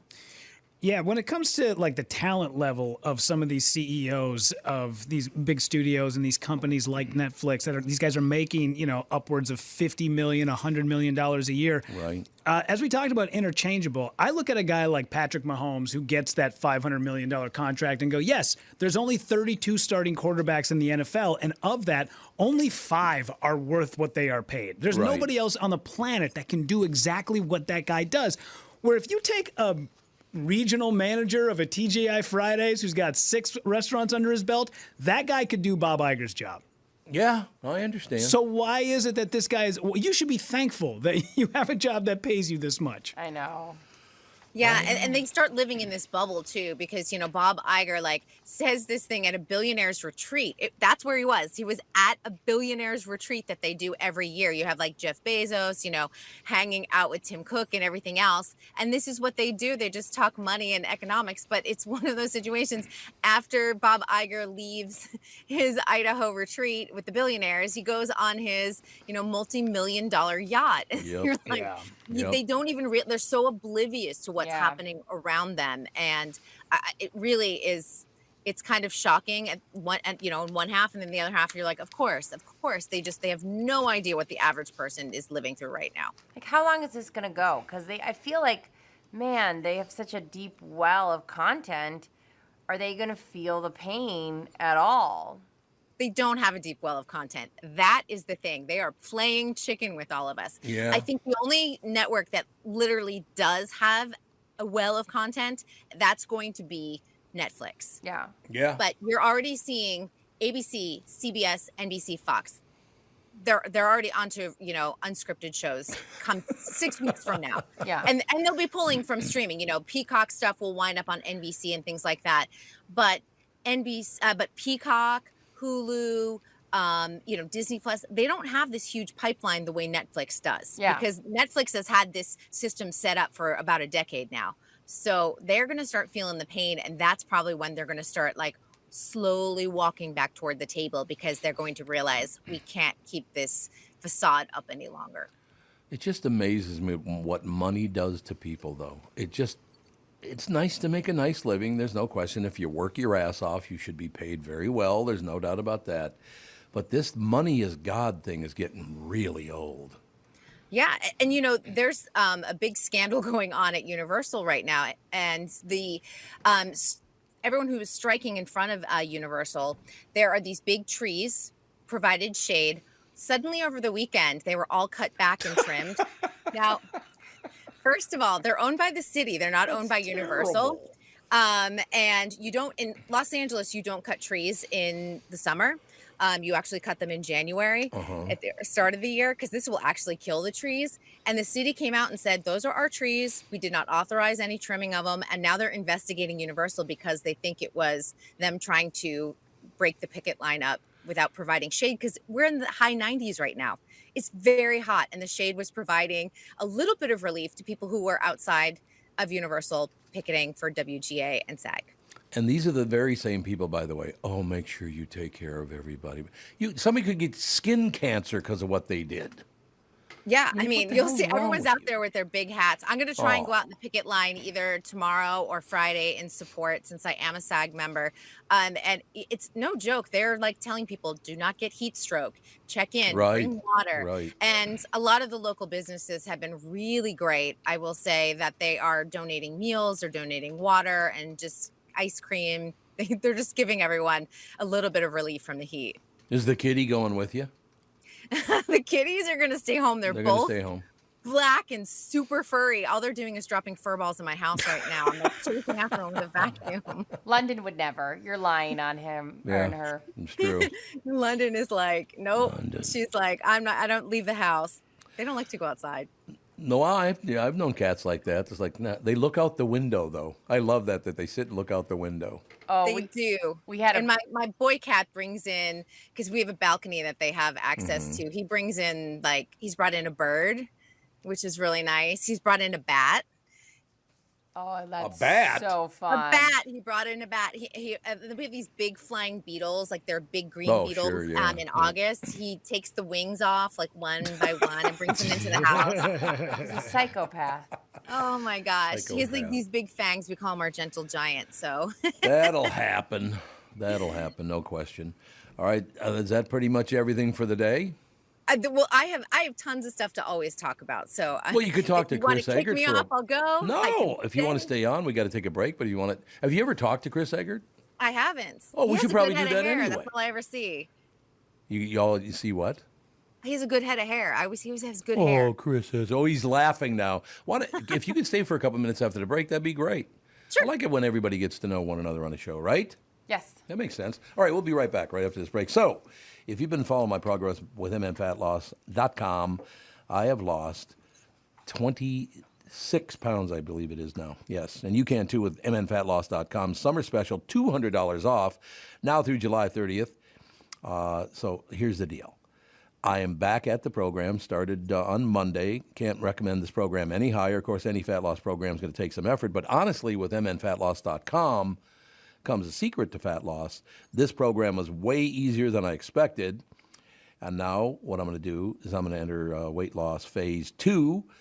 I plan to lose about another 25 pounds, 26, 27, somewhere in there. The maintenance program allows me to add back some more of the foods I love, which I enjoyed between the 2 times. You will absolutely be able to lose weight like I've done. Save $200 with their summer special. $200 off now through July 30th. If you want to find out the secret to losing 20 to 30 pounds in just 8 weeks, like I did, 27 pounds total, actually, schedule a free consultation. Go to mnfatloss.com. That's mnfatloss.com. Results may vary. Be sure to tell the team at mnfatloss.com that Tom Barnard sent you. This is Tom Barnard. My friends at Niemeyer Trailer Sales at their Albertville location just off Interstate 94 would like to extend a special offer going on now through the end of July. It's for all our Tom Barnard Morning Show listeners. When you visit their Albertville location, mention that you heard me, Tommy B., tell you about this July-only savings opportunity on travel trailers and pickup campers. Now, you must be a qualified buyer, but here's the really good news. Receive up to $5,000 off the advertised price on all their new in-stock inventory. As always, terms and conditions do apply. Brands include Rockwood by Forest River, Arctic Fox by Northwood Manufacturing, Cirrus by New Camp, and more. Now is a real good time to buy and take your passion on the road with Niemeyer Trailer Sales. You can't just sit around. See my guys and gals at Niemeyer's in Albertville or peruse their current inventory at Niemeyers.com. That's Niemeyers.com. Niemeyers.com. The Up to the $5,000 off sales event ends July 31st. Well, look who's here. Did you miss me, Big Ticket? Like an open sore Mrs. Carmex, man. Seriously, Doug, where have you been? I'm running Flagship Ford in Baldwin, Wisconsin. The fireworks capital just 15 minutes east of the St. Croix? That's the place. Anyway, I've come up with some marketing slogans, to put us on the map. Read these and let me know what you think. Okay. Flagship Ford, drive a lot, save a little. Flagship Ford, you think you hate it now? Wait till you drive it. Flagship Ford, the largest Ford dealership in Baldwin, Wisconsin. Flagship Ford, where the cows are nervous. Flagship Ford, there is no ship, but we actually do literally have a flag. Awesome, huh? Read this. It's my favorite. Flagship Ford, white cars for... Oh, hell no, I'm not reading that. You've been day drinking again? Maybe. The point is, buying a car should be fun and make you giggle a little bit. This is a great store I'm really proud of. You can check us out at flagshipford.com or email me directly at doug@flagshipford.com. Flagshipford.com. Ladies and gentlemen, news brought to you by Mr. Money Talk, Josh Arnold. Call Josh for your free 48-minute financial evaluation. Plus, you'll love the guy anyway. Josh has become a good friend. He will be doing Fridays on the Family Podcast starting in a couple of days. Looking forward to that. He's been on Wednesdays, but God, we're supposed to go to dinner with him, he and his lovely wife tonight, but Catherine doesn't quite feel up to it. So she'll get there. Next week will be good. And now, ladies and gentlemen, meeting for the very first time such attractive TV people as Kristyn Burtt and Chris. Kristyn and Chris. Oh, how cute. How cute. Well, I watch Kristyn's report every day. I sit right here and watch it, so I feel like I know her already. So see? Thank you. You're very up to speed on this strike thing, too, because I obviously that's something that's becoming more and more important, too. I honestly have kind of been tuning it out, but, I think it's important for people to keep tabs on it, particularly when you talk about the context of like how much money somebody like Bob Egert is making and, all these kinds of things. Yeah. And besides the executives, AI is going to be in every industry. And at a certain point, we're all going to have to deal with it. Hollywood's dealing with it first. So everyone should pay attention to it because eventually it's going to affect us in some way in our lives. Very true. No question about it. Now, I do have a question for both of you because I don't know what I'm going to do with this, but I woke up this morning and I was going to grab a nice pair of socks to wear, and I opened the drawer and I found this box and it was still wrapped in plastic. It's still in the box, and it's a 2007 iPhone, and I don't know what to do with it. Do you know about this, Kristyn? Yeah. I heard you talking about it earlier this morning. Honest to God, Chris Egert, I watch you every morning before the show starts. And I love the fact that you started talking before your mic was on like I do on this show. It works perfectly. By the way, that's not exactly what happened. But, Whoa, give us the details. Yeah. We've automated a bunch of stuff. Speaking of AI, we've automated a bunch of things. And so it used to be a human back there pressing the button to open up our mics, but it's not now. So the computer has to click ahead to the next thing before we can start talking. And yeah, that's why that did that. It was so great. Yeah, that's really great. Oh, wait a minute. Your mic was And then on. I just went with it at that point because it was comical that I was saying thank you so many times before my mic was open. So thank you. Please, Mr. Egert, thank you. Tell everybody how much, if I did have, which I do not, a 2007 iPhone in the original wrapping in the box, how much would it be worth? $190,000 at some auction. I know. Kristyn just passed out.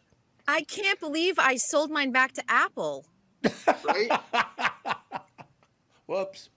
It's so dumb. 190,000. Isn't that just look how rich I am? Is that what that is? Of course it is. And what the hell do you do with that phone? You put it in a plexiglass case and put it in your study and have people come in and look at it? Like, I don't get it. It's a phone. I have an original iPod. Does you think it's worth a lot? It depends. I sold one of those a couple years ago because we also had a story that was like, people are selling their original iPods for thousands of dollars. Really? Like, I went through the whole process. I think I made like $97 on it. Well, it was 97 more than it was making me sitting in my drawer, but right. I wonder if they want my 2004 like angsty playlists too. That is the fun thing about the old school iPods, right? Because the music's right there forever. What was on the angsty playlist, if you don't mind me asking, Kristyn? I think it was probably like Ashley Simpson. What was that? Like one album that she put out that was like a major hit, and then she went on Saturday Night Live and lip synced, and like everything went. Remember that? That was so bad. Everything that was playing on Grey's Anatomy at the time with Steamy and Meredith Grey, they used to have all of these songs and they were super angsty, and I'm sure that I had every single one downloaded. I'm a bitch, I'm a lover, I'm a fire. What was her name? Meredith Brooks? Snow Patrol. That was one of the big songs. Oh, nice. Snow Patrol. What a horrible name. It's the name of the band. I don't know if they were one hit Their wonder music matched their name. Oh, did it? Yeah. It wasn't good. Oh, well. But oh, well. They used to do great songs because Meredith was all angsty and twisty. And so I was like, I was in my angsty era. It's great. No doubt about it. So 190 G's for a phone that, and again, the only reason he paid that is to show people how much money he has. And what I don't know if it wasn't, and I can't say this for certain, and I do want to be as honest as I can be here. I don't know that it wasn't purchased by like a technology museum. I mean, I don't know. I don't think we know who bought it. 190 G's. I bet you could have talked them down to about $5,000 if you tried hard. Right. It seems insane to me. Is how much like an iPod or an iPhone costs right now? I feel like just about as $5,000 for a new one. You're not wrong about that. That's a lot of money. $1,200. I just bought a 14, and I'm just trying to think. That was probably about $1,400. I know my iPhone broke. I'm currently using my husband's old broken one because we're waiting for the 15 to come out, and I'm like. I guess I'm going to give blood. I don't know. I'll figure it out. You're limping to September when they release it. My ovaries aren't that great, so I can't hand that over, but I'm working on stuff. I got side hustles. Side hustles. Can I tell my very quick One Step Beyond story again? I love that story. Yeah. 1961, One Step Beyond was kind of like a Twilight Zone type of TV show. And this guy and his wife walk into a suite, not just a hotel room, but a hotel suite. And it's got the kitchen, and it's got the sitting area, and it's got the bed part of it, and all the rest of it. Really nice hotel suite. And his wife says, "Why don't we go down and have dinner?" He goes, "We can't. I'm broke." She said, "What do you mean you're broke? Well, I had to spend all the money on this room." And she says, "How much was the room?" 1961 suite, $1.25. Oh my God. Wow. But it was $1.25. Like that was some horrendously high price. That's so funny. So there you go. Now you got a phone. It's going to cost you $1,500. Things have changed. Let me put it that way. Yeah, we're not making that much more money either, by the way. That's the whole thing. I would agree. It's the same argument with the strike that's going on right now. Like there are a certain amount of people whose income levels are, you can't even conceive how much money they have. Yeah. And then while everyone else is paying so much more for everything's so expensive, the way our salaries or, people's salaries are going up, it just doesn't correlate. It doesn't match the rate of inflation. So if you get a 5% raise, that's not matching the rate of inflation in 2023. So why, I still do not understand. And we started the show this morning talking about the greed is at an all-time, look, there's always been greed, but it is an all-time high right now. It's disgusting. Everybody's such a greedy pain in the ass. What happened? I feel like it's, when you think something's coming and you're like a squirrel hoarding as many nuts as you can because winter's coming. Yeah. I feel like people are in that mode right now, of people of power. But what the hell do I know? I'm not a person of power, so that's just speculation. Well, but again, they're stealing money from people. They're cheating people out of money. They're overcharging for things. It's just, how do you live with yourself? I have no interest in stealing money from anybody. Jeff Bezos lives by investing in a $500 million yacht. That's a good investment. Who doesn't have one of those? And then he bought his now fiancee, Lauren Sanchez. She used to be a broadcaster right here in Los Angeles. Oh, really? She got herself, I think, about a $2.5 million engagement ring. So a what? $2.5 million engagement ring. Okay. But how I much would not was want to wear yours, that Rick? out. You would want bodyguards around you all the time if you're wearing that. No. I mean, I assume Catherine's is at least that price. Oh, right? yeah, at least $2.5 million. Yes, no question. At least. Jeez, $2.5 million for an engagement. Not even a wedding ring, an engagement ring. Engagement ring. Okay. So can you imagine what the band's going to be that goes along with that when they do get married? God. Yeah, I heard he's a massive pain in the ass. So is she. Oh, she is too. See, we got the inside scoop there. Kristyn, you said all that needs to be said. Yeah, they're perfect. Oh, wait a minute. Actually, I have to tell you, I'm secretly looking forward to this wedding because I think it's going to be like this massive display of wealth, like obnoxious, crazy things, and they're going to try and invite as many A-listers as they possibly can, Sure. and it's just going to be like just an epic display of tackiness. I'm really want to see it. I like that. That works for me. So it's like new money versus old money. Like I grew up in New England. There's a lot of old money. It's understated. You don't talk about it. It's subtle. New money is like flashy. when I was a little boy, I do remember, because on the west end of my neighborhood, there were some people with some pretty big dough, and they were not. I got to put it this way because it was true. They were not allowed to live in other areas because they were Jews, right? They lived in North Minneapolis. But I never, ever remember them throwing money around like that. They were never obnoxious about how much money they had. When did that start? Or maybe it's always been that way in the Eastern Hemisphere. I don't know. I don't know. Yeah. When new money really came into play. I have noticed that rich guys, thin wallets.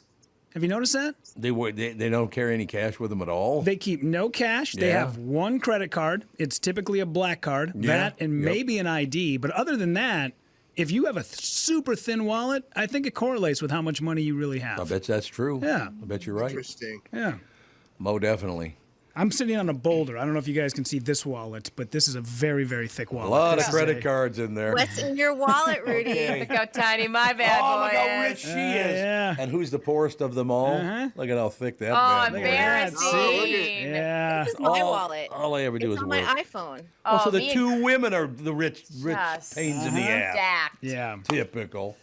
You're going to want that wallet later. I don't even carry a wallet. It's on my iPhone, literally. I just bring Tom everywhere. Oh, I see how it's going to work. Hey, Tom, I'm hungry. Come on over. Oh, I left my wallet in my other bag. I don't know how I thought I had it with me for sure, but I've had people do that to me before. You ever had somebody do that to you, invite them out to dinner?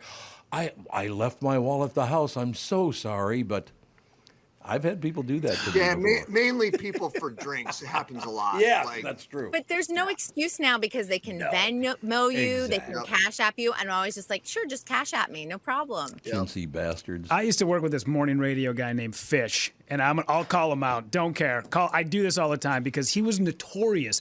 And every time I met somebody who knew him, I'm like, did he ever pull the let's split this tab? And they're like, he does it all the time. We would go out to dinner. I would get, a half a plate of chicken wings and one drink. He would order up $400 worth of sushi and go, so you just want to split this tab or what do you want to do? And I'm like, no. I'm like, I literally suckled on kale and you ate half the goddamn menu. Oh. I'm not paying for your half. And then he'd be like, oh, why you got to be a cheap ass about things? I'm like, and he did it. And when I brought it up to somebody, it was almost like they all went, that's all we do is complain about the guy trying to split the tab all the time. I'm like, yes, it's his go-to move. Both me and Justin don't drink. So, like, the panic we have when people are like, let's just split the tab. We're like, come on. No. Yeah, you get screwed if you don't drink. That's for sure. So never heard of Fish. So Fish was a guy. Oh boy, I don't know if we have enough time, but basically they brought him in. because the KS95 morning show wanted some comic relief. Oh, okay. So they brought in this dude who was like wild on the air because he was on the air with buttoned up Ryan and Shannon. Yeah. And then they brought this dude in and it was chaos. Oh, really? I mean, the mics would go off and everybody would sit in the room silently, not talking to one another. I mean, like we do. Tension Same in story. the air. Exactly. We'd have meetings. They'd be screaming at each other. It was awful. And then one day he just like up and left and went back to Madison or Michigan or something. He just left. What would happen was somebody got so tired of it, they quit. And they left the show. Oh, and then like sure. 3 weeks later, he was like, well, this isn't any fun anymore because now I got nobody to pick on. And he went back to Madison. I love the guy, and I'm not talking out of turn because this is all in the open, and we've been open about it. But yeah, those dynamics of people sometimes, man. And I love the guy. But he actually called me one time because after he lived here and had gone to Total Wine and realized that beer here was so much cheaper than it was in Wisconsin. I had a gig in Madison where he lived, and he's like, hey, if I give you a list of stuff, can you buy it at Total Wine and then Sherpa it over to Madison? Oh my God. And I'm like, so you can save $12? No. Cannot. Not happening, you cheap bastard. You're going food shopping for us. I love that stuff so much. Okay. I really do. Yeah, just Uber Eats at this point. Yeah, split the tab when you're drinking like a fish. No. We won't be doing that. What the hell? It all works out in the end, right? There are people I know that do that. Like, I have friends that do that. I just always have cash on me. I'm like, no. How about here's my $20 for my meal. Yeah, You're there fine. you go. Let's live our lives. But that's something I have to achieve in my life now because that's, you get to a situation when you want to, and I someday want to work with a guy named Fish. Well, he's available, I'll tell you. I was going to say. That's cold. I think we could get him. Whoops. We need some awkwardness in our breaks. Yeah, it's not awkward at all around here. No. Jesus Christ. The best thing that ever happened with that guy on the air was, remember when Kelly Ripa was looking for a new co-host? Yeah. And you could send in a video to, hey, I want to be your new co-host or whatever. Obviously, they knew it was going to be Ryan Seacrest, or at the time, I think it was Michael Strahan. Right. So Fish sent in a video that we had shot for him. I got to look this guy up. And then if you can actually look this up, so I went and I created a fake email as a producer of the Kelly Show and emailed him and said, hey, by the way, Fish, and my name is, and I looked it up. I found a real producer from the show and created a fake email and sent him an email that was like, hey, we loved your tape. Just want to get some more information on you. We're looking at possibly, having some video chats with people. He came to my house that afternoon and was like, you're never going to believe what happened. Kelly Ripa's people called me. No. They want me for the show. And I'm like, get out, dude. That's so amazing. So I play along with it for like 3 days. And I keep emailing him back and forth. Like, yeah, man, like, listen, we're trying to get maybe think about flying you out. We're going to bring it down to about 10 to 12 people. We'd love to have you out. And then he had written something. I don't remember what it was, but he was starting to get his wife involved. Like, hey, like she wants to come out and hang, and like she's gonna come and meet the show and whatnot. And he was like I'm starting booking to feel flights. awkward. So we brought it up to him. We disclosed it on the air, and when the light bulb went off, he lost his mind, freaked out on the air because he thought he was making the big time. Well, he had a dream and you crushed it. His wife called in, started screaming at everybody, and then we just potted her up and put her right on the air in the middle of her having a tirade. And I'm like, listen, I'll hit the dump button if she swears. So worth it. One of the best moments in radio I've ever had. That's great radio right there. It was so good. They took it all down of KS95's page. No, I suppose like when he left, it wasn't good terms, so that's probably why they took it down. I bet I could find that audio if I looked hard enough. It's got to be somewhere. Would I have seen Fish in the cafeteria? Yes. In fact, he actually would go down every once in a while. He would do Twin Cities Live in the afternoon. So he was kind of a redheaded dude, kind of, schlubby guy. Schlubby. I like schlubby. But a schlubby fish. No. Schlubby fish. That's a schlubby fish. I'll send you a picture of him, Chris, because he was in the building there for a while. Okay. Yeah, it is so cold doing that, man. That's cold as it gets. That's funny. Hardcore, dude. 3 days. Savage.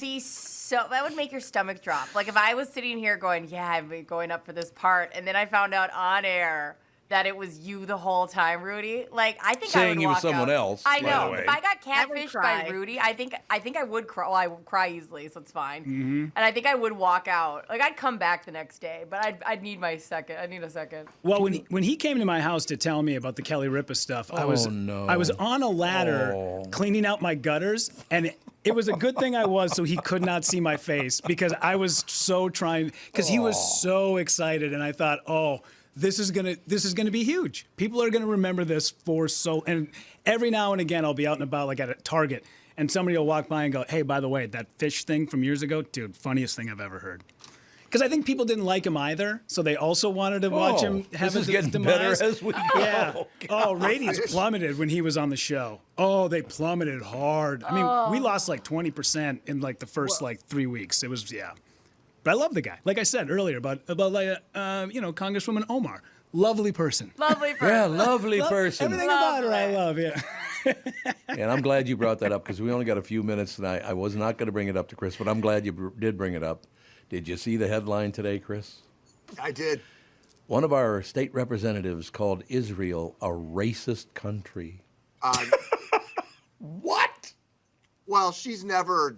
I mean, listen, she's never backed down from. But why would you do that? Why? Well, Dean Phillips kind of came out saying, like, "Whoa, slow your roll there a little bit." I did read that in the paper this morning. But. Good, because I'm glad. I endorsed Dean Phillips when he ran. Did you? Yeah, he ran, and then when he won, I never heard from him again, which really shocked the shit out of me. He's always around over in my neck of the woods. Oh, is he? Yeah, because he lives in Excelsior or somewhere out there, and in fact, he was at a fundraiser right next to. We were out having a beer a couple months ago, and he kind of whisked in and did a fundraiser thing and left. And I was surprised he's quite short. Yeah, he's not a very tall guy. Yeah. Well, everybody's short compared to you. What are you, like 6'7"? No, I'm 6'4". But yeah. Anyway, that was like the thing that jumped out at me. I was like, oh.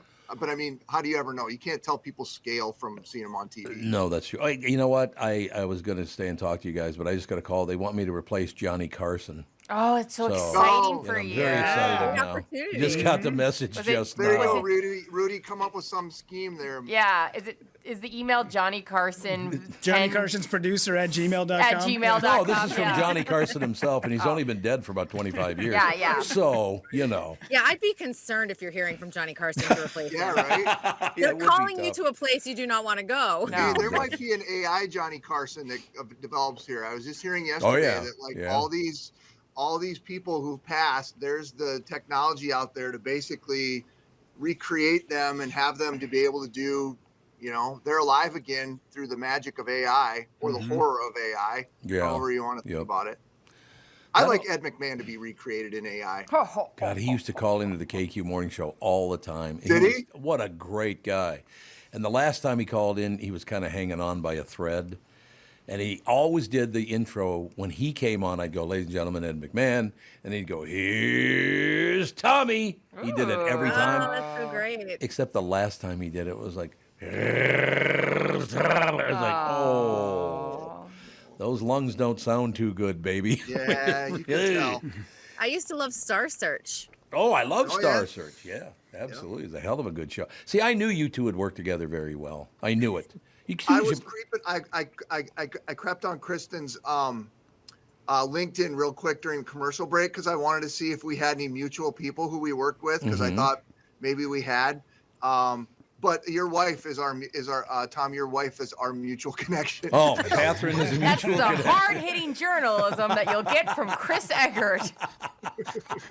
KB1 is the link. KB1 is the link between Chris and Kristyn. Yeah, I know. It was funny.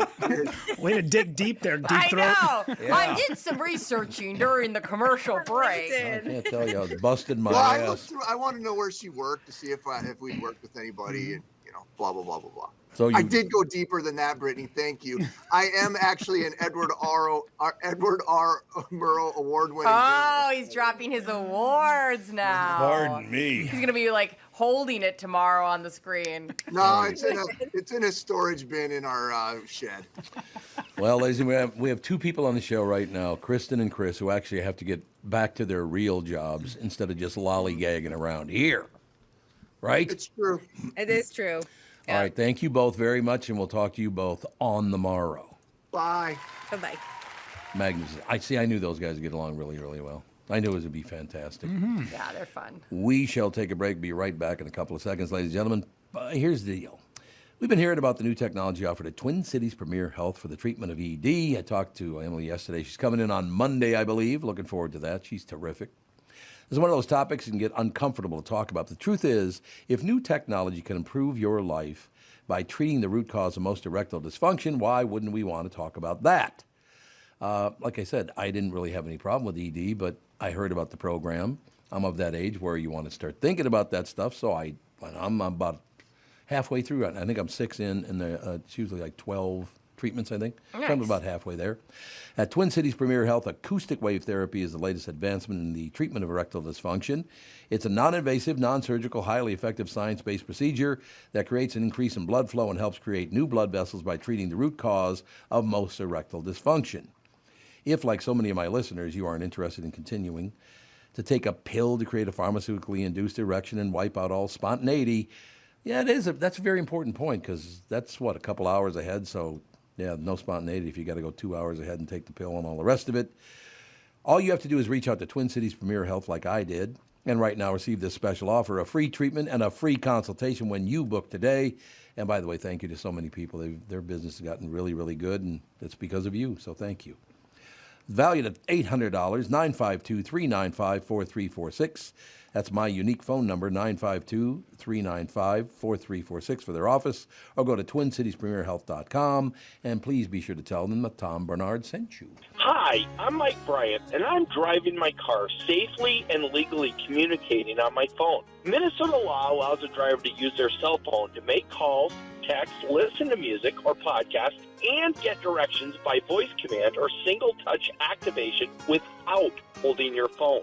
Violations are very expensive.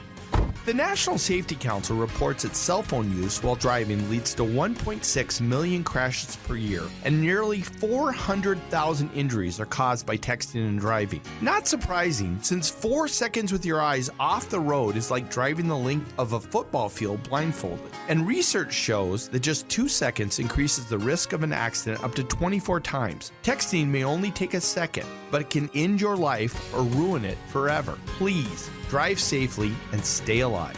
Find Bradshaw and Bryant, personal injury attorneys at minnesotapersonalinjury.com.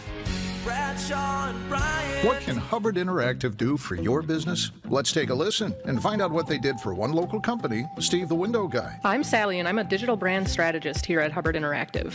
We met with Melissa from Steve the Window Guy, and she was looking for help with their video advertising strategy. So we helped build a comprehensive plan for streaming TV and YouTube ads. And Melissa, tell us how it's been getting your message out with help from Hubbard Interactive. I've been working with them for 5 years, and what I've learned is that they have both the experience and the depth inside their team to help me solve any creative marketing challenge that I've got. So over the years, I've moved from streaming TV to YouTube ads, and now we're moving towards SEO. And I'm loving the results that I'm seeing.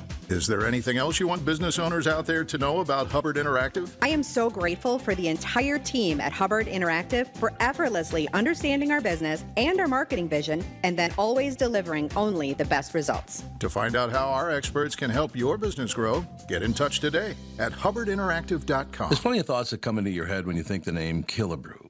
Of course, there's the Minnesota baseball legend, Harmon, who was responsible for many a favorite memory at the old Met Stadium in Bloomington, and many a baseball that ended up in the stands and in the gloves of adoring fans from his home runs. There's Killebrew Drive, the legendary road that connects Highway 77 to the Mall of America, and a day of shopping you'll never forget. My current thoughts for the name Killebrew is fun floats in our kitchen with my kids and grandkids, a cool, refreshing break in between innings at Target or CHS Field. Or maybe a perfect sunset paired with a sweet, frothy beverage after fishing or on your favorite walleye lake. Killebrew Root Beer and Cream Soda. Grab a six-pack at a grocery or convenience store near you. I'm Tom Barnard. This spring and summer, enjoy the one Killebrew Root Beer and Cream Soda. Gluten and caffeine-free with a generous portion of delicious thrown in. Killebrew, where memories are created and legends are made.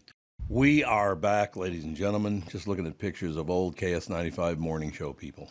Yeah. An old photo of Rudy that doesn't even look like Rudy. No.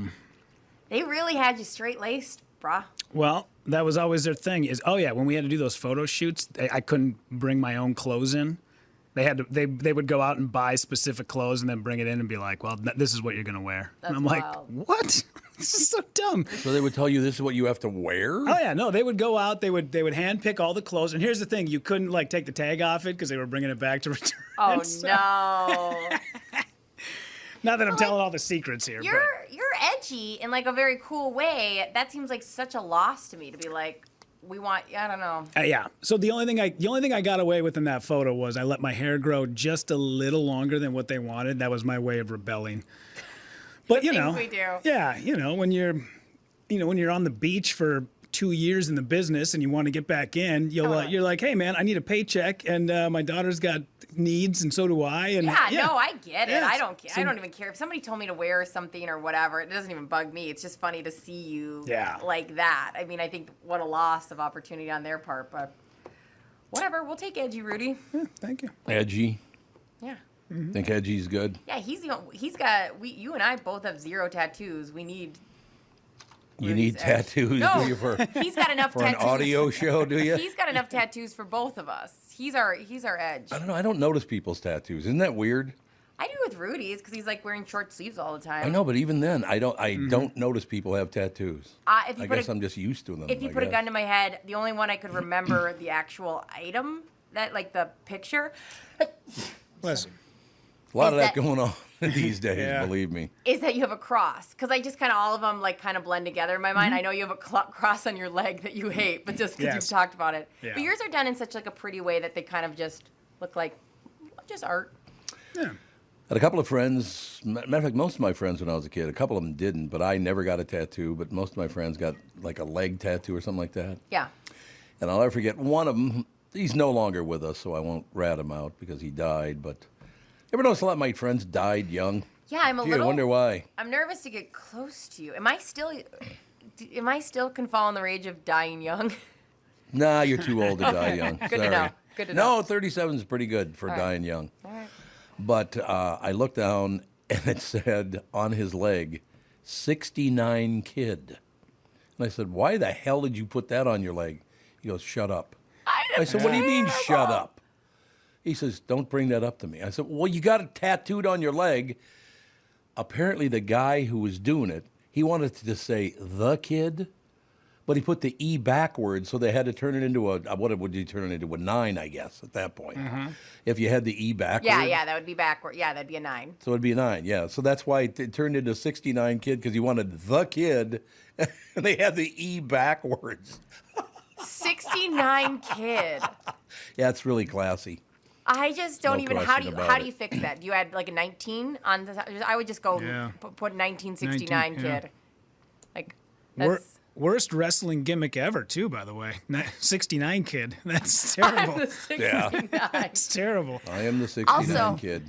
I have a hot take with 69. I think that 69 can only be completed by 2 men, because if you think of the actual items, the way they slide into each other. Items?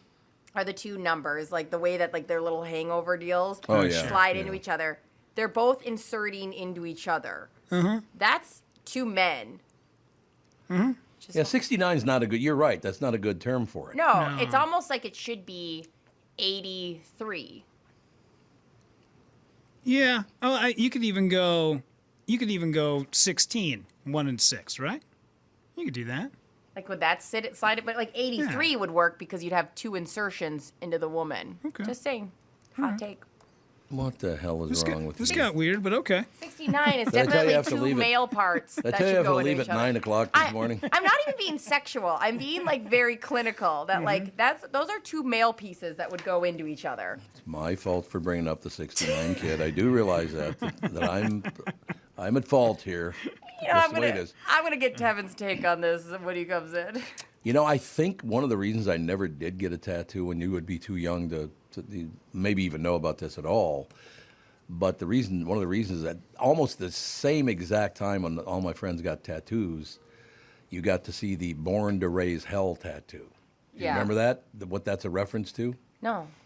What, he killed like 22 women, something like that? Oh. What the hell was his name again? Born to Raise Hell. I can't remember his name anymore. And did he have that tattoo? Yeah. Wasn't Charles Manson, was it? No, it wasn't Manson. It was a different guy. Speaking of Born to Raise Hell, Tevin Pittman. Sign it in. No, I can Richard Speck. Richard Speck. There you go. How would you like to go through life with the name Dick Speck? Not great. That is not a good name, Mom and Dad. How about Timmy? Let's go with Timmy Speck, not Dick Speck. I think you change both. And then backwards, it would be Speck Dick, which means it's really small. Speck Dick. Right? At that point, you just have to become a doctor, so you can put a little pause in there. Dr. Speck. Yeah, he had a Born to Raise Hell tattoo on his arm. And how many women did he kill? A lot. Let's see. There was a ton, I know that. But Richard Speck. that's probably because his name was Speck Dick. Mm-hmm. You think, Tevin? What do you think? I mean, if your name is Speck Dick, you have two options, and one of them is to become a serial killer. That's just one of them, ladies and gentlemen. Murder of 8 student nurses. Oh, that's right. It was student nurses. Yeah, that's right. That was like, what, late 60s? Something like that? Yeah, they ended up making so many like movies and things about that. Yeah. Like American Horror Story did a big thing on that. Yep, that's right. So was it the late 60s, I think? Or mid-60s, maybe? Sorry, 66 that happened. Oh, so 66. So that's the reason I never got a tattoo, because Born to Raise Hell. Tevin, do you have any tattoos? Yeah, I've got a couple tattoos. None of them say Born to Raise Hell. None of them say Live to Ride, Ride to Live, nothing like that. Well, one I know has an arrow, and at the back of the arrow it says pubic bone. Yes, nice. but I told you that in confidence. Oh, I'm sorry. I didn't know I was revealing. He actually had a big test that day. He was going for pre-med, and he just wanted to at least knock out where that section was. He actually was slowly getting all the body parts, so you never have to study. It was very weird when I showed up to my final exam naked, but I was like, I got to get to the But answers. this is who I am. Yeah. No, you're absolutely right. No question about it. But yeah, I just, there are things like that in my life that influence me to go, no, I'm not doing that. I'm not, now that I've seen Born to Raise Hell, I ain't ever getting a tattoo. But see, you're too young to even remember that, so it had no effect on you at all. No. What year was Richard Speck? 66. 66. What were you doing during that part of the show? He was probably writing another show for Fish. No, I think he was trying to bring up Phil Mackey's going to be on in a couple minutes. Yeah, he was probably doing his in. job, Yeah. unlike you. I know. Disaster. I'm doing no one's job. Doesn't she have a colorful outfit on today? Yeah, very festive, very summer-like. Very nice. Thank you. And then her own picture's right behind her, so that adds to the story, too. I asked them to keep it there, but it rotates between the cast. It's so annoying. More me now. That's all we know.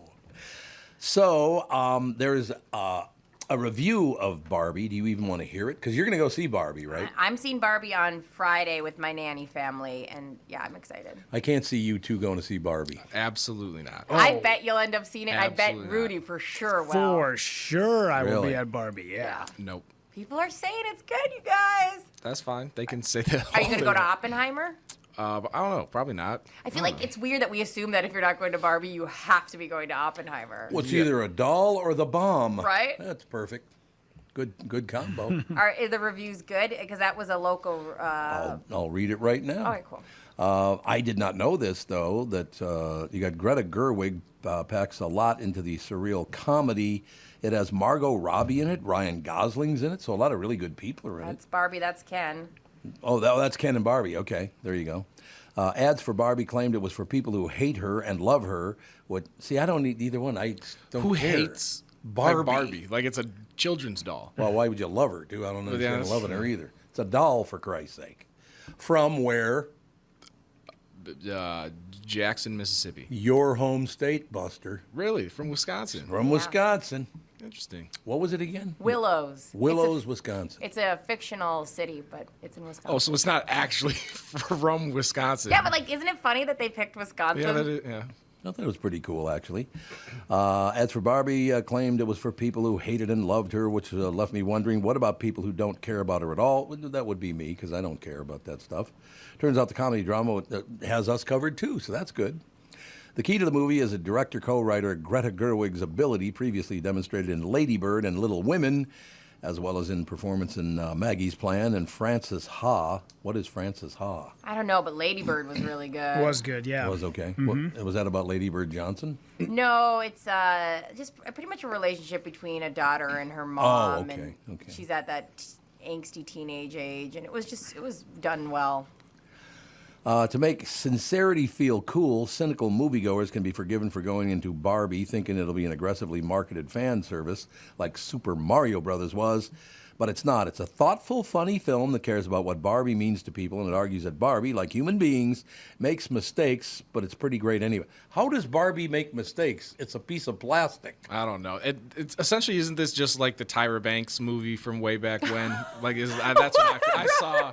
I saw that. Disney made the for Disney, TV, right? yes. Like, I feel like that's just what this is. Like, what was that? Like Life Size Yes, or something you like knew that. it. Yeah, You acted like you didn't know that's it. That's what this movie is. That was Lindsay Lohan and Tyra Banks. Oh, I know Lindsay Lohan was in that movie. Yeah. I just remember Tyra Banks. Yeah. Yes. I did not know this, but did you know the original boyfriend of Barbie was Judd Zulgad? Did you know that? I could see that. I had no idea that was the case. Yeah. But it turns out, hey, Mr. Barbie, how you doing? You caught me. All these years I've tried to hide that very fact, and you got me, Tom Barnard. So you have any interest in going to? And by the way, thank you for your email last night. It started my day because I went to bed early. It started my day very, very nicely, receiving your message from last night.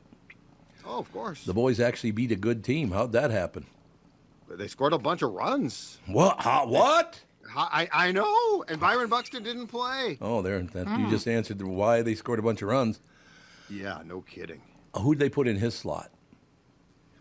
They had Matt Wallner, the kid they just called up from sure. AAA. Sure. He DH'd last night. He didn't get a hit, but the nice thing was they didn't, Kirilloff, who homered again last night, hit third. Yep. That's the thing is you don't have a guy who's an automatic out batting third. Yes, that's exactly right.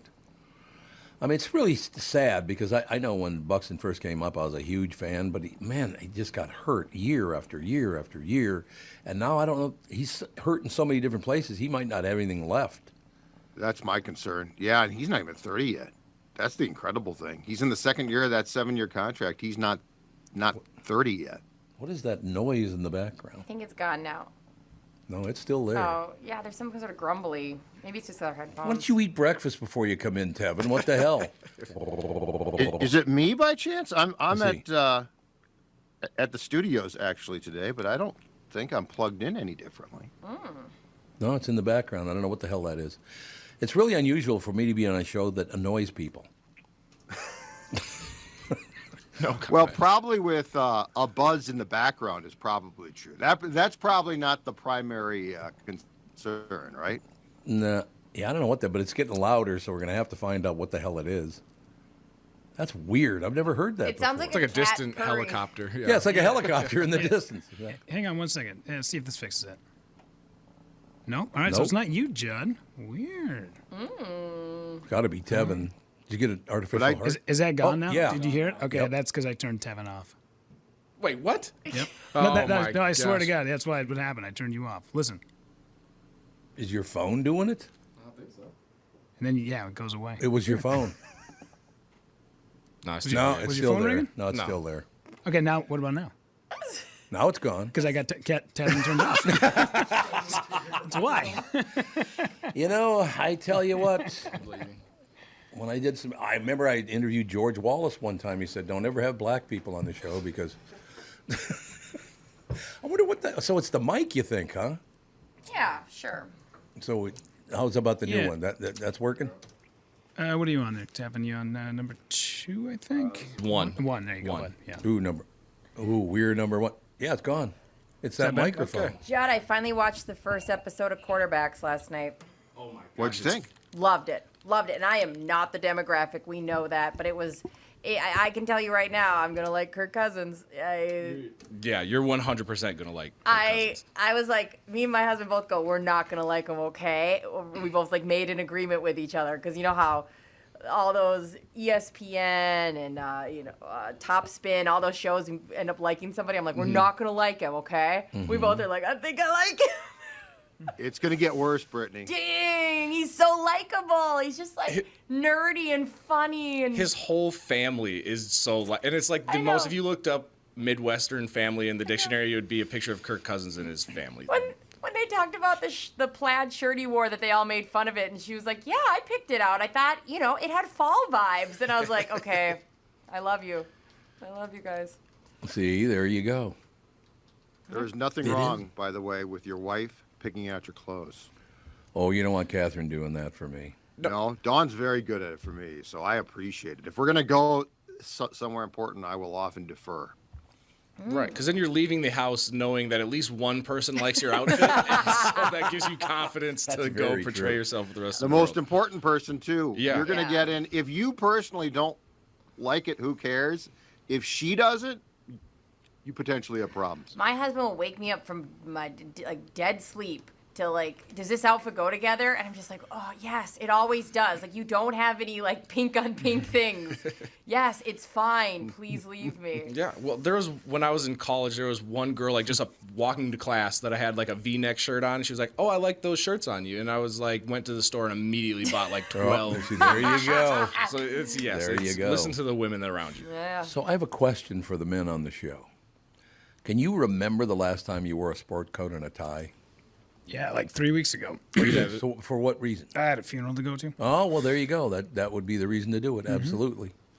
I don't go to funerals or weddings. Neither one. I don't know why. I don't go to weddings and funerals. You went to my wedding. That wasn't even that long ago. That's why I don't go anymore, because I hated it so much that I just turned on you. I guess that was 5 years ago. I always think I just got married. I just had a baby. They're all... I cannot do funerals. Can't do it. I get that. Yeah. Especially what kicked off with Troy, when my youngest brother died, I was like, I'm not going to his funeral. No way. I just don't need that BS. You know what I'm saying? Yeah. So I don't wear sport coats or tie. I cannot remember the last time I wore a tie and a sport coat. Mine was last a year ago, July, when my niece got married. But I don't remember the last time I wore one casually, to go out or something. Right. So beyond a very formal event. It's years ago. Yeah, you don't see a lot of guys in shirts and coats and ties anymore at restaurants and stuff. You don't ever see that anymore. I shouldn't say not ever, but nowhere near as much. I mean, when I was a kid, man, even up on the north side, if you went by the Pittman's or whatever, which is a deli, you'd see guys in there with sport coats and ties all the time, and that was at a deli. They were much classier than I think us. now, for sure, not ties. I could see people, people go out a sport coat, okay, we're going out to dinner or something, it's just a coat to wear, but a tie, nobody wears, ties anymore out. You don't see a lot of it. No. The other thing I still don't understand why this happened, nobody wears socks anymore. I don't get that. That's because you got the tapered pants that kind of show the ankle with the loafer out. Yeah, you just don't wear socks. I got those pants on right now, and I got socks on. Or I have no-show ones. Yeah, I was saying, otherwise you wear the little ones. Yeah, the no-show ones are good, too. Yep. But no, these guys, there was a guy on national news the other night, and he crossed his legs, and he was not wearing socks. Maybe then we're going to go back to the trend of a blazer without a shirt. What if we went back to that trend? Oh, God, there's a lot. Anything but that. I'm ready for anything. By the way, if you're going to do that, make sure you don't have a gut, okay? Right. That's not a good look. I think it makes it better. Oh, God. Thank you. Thank you. That's such a good call. Oh, yeah, you know what? If you are not going to wear a shirt, guys, make sure that you are. What about hair? And I'm not saying in good, dad bods, no. Like me, you could not get me now to take my shirt off for anything. How do we feel about hair then on men? Because there's the option. I'm not hairy at all. But most of the time, if you see a hairless guy, you know that there was a lot of time and effort to get hairless. See, look at that arm. I don't have any hair. No, you don't. I got a hair in my head. I'm the opposite.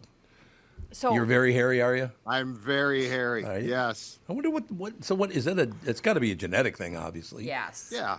A family thing, I guess. But I can't remember if my dad. I didn't know my dad well enough to know if he was hairy or not. I know he was nuts.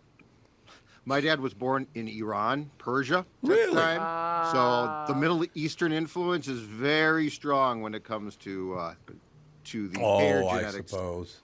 You know? Yeah. I suppose that is true. No question. Very hairy.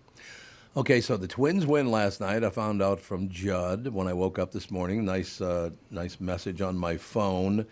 Do you think making this one change I don't think it's going to be enough. I really don't. You know, just having Buxton out of the lineup. No. And Baldelli said before the series in Seattle, it's a 4-gamer started, that they were going to sit Buxton one game. So I'm not even confident that Buxton is going to sit out more than one game. No, I am. Look, if they can start to hit, but my fear is like Buxton's going to be back tonight. And, and if they hit him third, it's just you're going to repeat the same problems. Yeah, you don't want to hit him third. You're right. I know. I'm pessimistic. I'm wait and see. It was nice to see them actually play a baseball game last night that at least didn't rely on home runs. It felt like they got on base and moved guys along, and it was very 2023-ish instead of 2019. But I need to see a lot more. Yeah, no, I agree with you. No question about it. But, hey, let's bring up some younger people. The guys that are here now aren't getting it done, so let's go.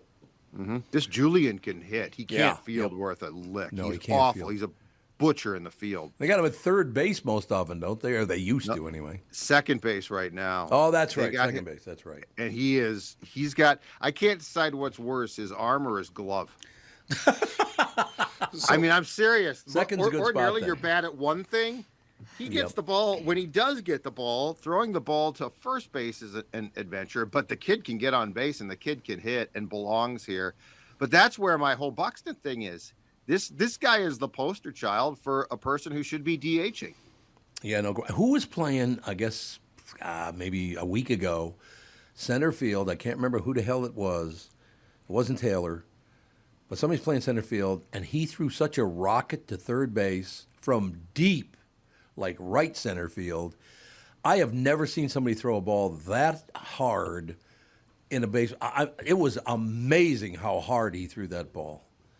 It was probably Willie Castro. I think it was. I think you're right. Center, and he's an infielder / outfielder type of guy, but he's got a good arm, so it's probably him. What a rocket! I mean, it came right at the third baseman's face. It just, I mean, it was like this rocket. It was something to see, man. No doubt. Well, I mean, pretty much every pitcher can throw over 100 miles an hour now. I don't know how the hell that happened, but like 2 people could do it when I was a kid. Nolan Ryan. Nolan Ryan was one of them. You're absolutely right. And I don't even remember who the hell the other one was, but I mean, everybody's throwing a $103, a $104. I can't believe that. Yeah, it's part of the. We've talked about this too. It's almost going to have to be addressed at some point. Move the mound back, do something. Yeah. Because like we talked about, the other problem here is because of that, the ball comes off the bat now, so fast that we're going to get a pitcher killed here eventually. I would have to agree with you. Somebody's going to get killed if they don't move that mound back, and probably they really can't extend the base. They've made the bases bigger, which makes it easier to get to first on a ground ball, but I don't know how much longer they can put up with that either. I mean, somebody's going to get killed. Yeah, I am more concerned about the fact that with the ball coming off the bat at the rate it does now, because in part the pitches are so fast, and we see guys, I don't want to say on a regular basis, but we definitely see, throughout the season, a handful of guys or so get hit by line drives, and I'm talking direct shots. So yeah, I am very concerned that they're only going to. They've tried to address it a little bit, but that they're really going to address it if something terrible happens, and hopefully we don't have to get to that point. Yeah, I hope it doesn't happen because, I think it was a Twins pitcher just missed his head the other day, right? Mm-hmm. That ball was moving, baby. Holy Christ. It's like, I mean, it just missed him, too. If that had hit him in the face, I don't know if it might have killed him. That's what I'm concerned about, yeah. Because we see guys get hit in the face and the head, and there is right now no time to react. None.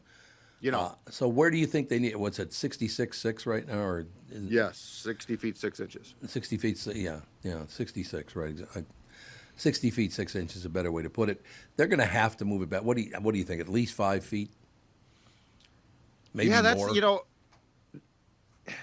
The problem they're going to have is it's going to be like the pitchers aren't going to obviously like this, and they're going to claim that it's going to lead to more arm problems. But you know what? As much as I used to consider myself, and you're probably the same, a traditionalist about baseball stuff, the more you see change in baseball, the more I like baseball. Yeah, I agree. I absolutely agree with that. That change in that game clock was a great idea. Oh. These 4-hour games, like, holy Christ, are we ever going to get done with this game? Too much. Yeah, I think Friday night the Twins played in Oakland, and I think it went something like 3:30, and I was just, a year ago it would have been like, yeah, of course it went 3:30. Right. And on Friday I'm like, what the hell is going on here? I know. Let's get this thing done. Yeah, I'm loving baseball right now. I know the Twins pissed me off all year, and I got to be honest with you, I'm kind of surprised they beat Seattle. Seattle's a pretty damn good team. They have the same kind of problem. They have the opposite problem that we have? Or Same is it problem. the same problem? It's the same problem, okay. Good pitching. In fact, I think going into this series, I believe the Twins and Seattle were tied for second or third in baseball in team pitching ERA. Oh, okay. But they can't hit too. So it's basically the same problem. I have to take a break, but we'll be right back. You can stick with us for another segment. I'm assuming we got you till 38? Yes, sir. All right, magnificent. We'll be right back. Judd's with us. Tevin's in studio. Had to move over because you don't want to sit next to me anymore. You did that on purpose. Yeah, I sabotaged it last time I was in here, Yes. so that way I can move down. I don't want to sit next to Tom. Forget it. I'll go. That was a good sound. Yeah, I can throw my voice. Yes, I noticed. That's good. We'll be right back in a couple minutes. Thank you to North American Banking Company for being such a great partner of the Tom Barnard Morning Show. I've been banking there for years, and I highly recommend you do the same. I just made a mistake the other day, by the way, Brittany. What? I actually told Bilski that he's one of my best friends. That's a huge mistake. It came out, and after I said it, I went, oh, why did I say that? He's been walking around with a pep in his step since you told him that. North American Banking Company is locally owned and operated, which means loan decisions are made here in the Twin Cities, not shipped out of state. This helps business owners solve problems and expand their business with confidence. They offer the same online and mobile banking options as other banks, but with the unparalleled service of a community bank. When North American Banking Company first opened in 1998, they made a promise to deliver a better banking experience for their customers, where you know your banker and they know you, which a lot has changed since 1998. This commitment to being a true community bank in the Twin Cities has not. There's no shortage of banking options in the Twin Cities. If you're tired of being just another number to your big national bank, or you start cheering in the middle of a commercial, I think that's good. Be sure to check out North American Banking Company. Find them on. I actually liked it when you guys cheered when I was reading. Yeah! Thank you very much. Bernard! If you're tired of being just a number to your big national bank, be sure to check out North American Banking Company. Find them online at nabanco.com, nabanco.com, member FDIC, and equal housing lender. It's time to beat the heat. This is Tom from my friends at Miller Marine and Power Lodge, giving you the keys to a cool lake breeze. With clearance pricing on 2023 luxury pontoons, fishing boats, and more, our dog days of summer won't last, and neither will their inventory. So do both of us a favor and go from floor to shore today with iconic Bennington pontoons and tri-toon packages at doorbuster pricing at Miller Marine in St. Cloud and all Power Lodge locations. Get your first cruise in by sunset. But don't wait on this limited time special. Power Lodge offers competitive financing with no money down. By the way, if you need delivery to your dock, their team of experts has you covered. Discover what thousands of our Minnesota neighbors have and explore our lakes and rivers in your own boat at Elite Savings. I said Elite Savings, darn it.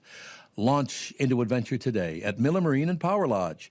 Just head to millermarine.com and powerlodge.com to see for yourself. Financing is available on approved credit. Freight and prep are not included in packages. On MyPillow's 20-year anniversary with over 80 million pillows sold, Mike Lindell and the MyPillow employees want to thank each and every one of you by giving you the lowest price in history on their MyPillows.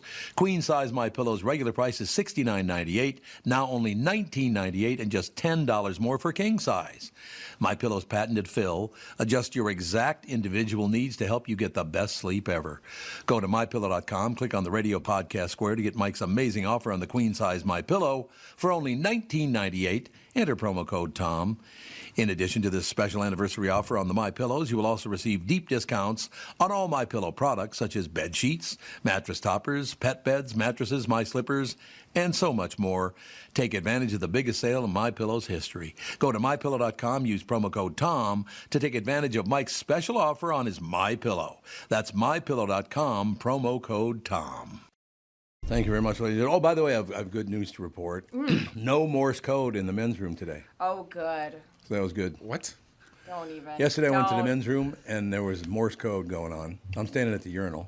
So somebody was in there doing like a number 2? Was like, but they were like shy about it. They were doing Morse code, man. It was unbelievable. I like the people that are shy about it. Like if I was going number 2 and up here and somebody walked in, like I'm holding my breath, like my feet come up off the stall. Like I hate the people that just like lean into it more and now we're talking. Yeah, that's a good one, isn't it? Yeah. That's great. That's what I want to hear when I'm peeing. Thank you. Yeah, there's 2 dudes in there sitting next to one another when I walked in, and it sounded like they were sanding down like a wood bench or something. I'm like, stop with the 1,000 grit sandpaper, you two. Knock it off. Fiber in your diet. Yeah. Mo, definitely. Got to check the forecast, ladies and gentlemen. Today, early thunder showers and partial sun, warm and muggy with scattered thunderstorms. Right now, as a matter of fact, it's partly cloudy, so that's already happened. So that's good. Showers, thunderstorms possible from 4 p.m. to 9 p.m. A severe thunderstorm might be possible. They say it is possible. A high of 88 tonight. Early evening thunderstorms ending, clearing and less humid. Low of 63.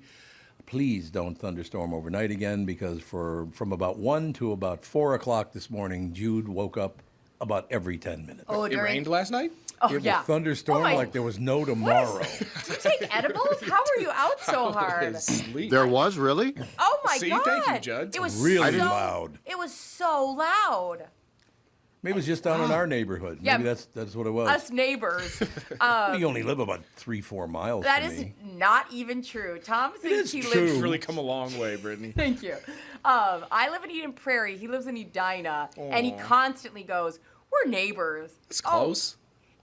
Tom thinks you live close to everything. Oh, I thought you lived by the women's prison down there in Shakopee. That's only part time. Well, it's only on weekends. When they catch me. For another 5 years. That storm was so loud. I was terrified. It was amazingly It started loud. at 1 a.m. Go-Go had already woken up at midnight. So at 1 a.m. it started like thundering. So I army crawled into her room to turn on her sound machine. Oh, yeah. So she wouldn't wake up. That thing was insane. It was incredibly loud. You should get, both of you should get yourself For like checked. 4 hours. I missed it completely.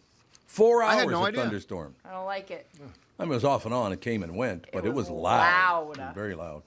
Wow. So, yeah, early evening thunderstorms ending, clearing, less humid, a low of 63. Then tomorrow, beautiful, partly to mostly sunny, a high of 81. Friday, partly to mostly sunny, a high of 85. Saturday, partly to mostly sunny, a high of 86.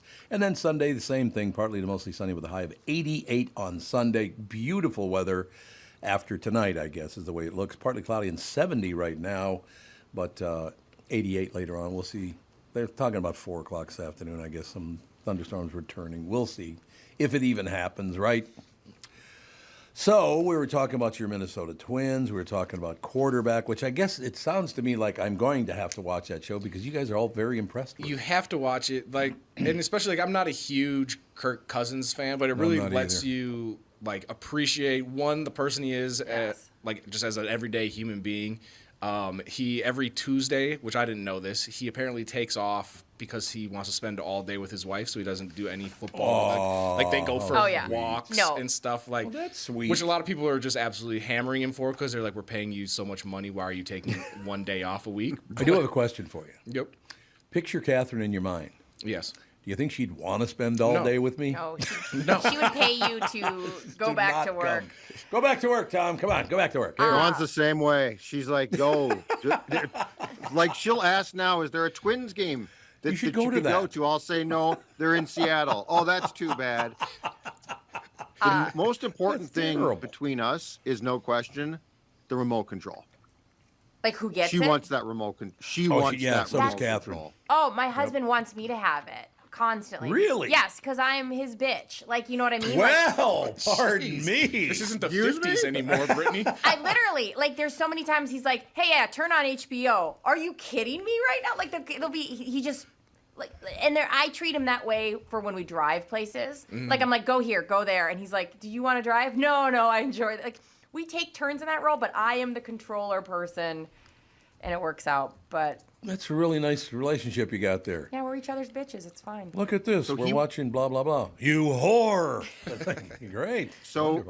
So he wants you to have the control, but he wants you to turn it to what he wants to watch. Yeah, I mean, he has a big old say in it for sure. But my ass would be kicked halfway across the room if I told Dawn, hey, just turn that to the baseball game right now, okay? I mean, it's more because he wants to just like dink around on his phone, and honestly, 99% of the time we just watch what I want to watch, and he doesn't even care. It's like our fake quality time together. But going back to quarterbacks, fake quality time. Because it's not actually quality time.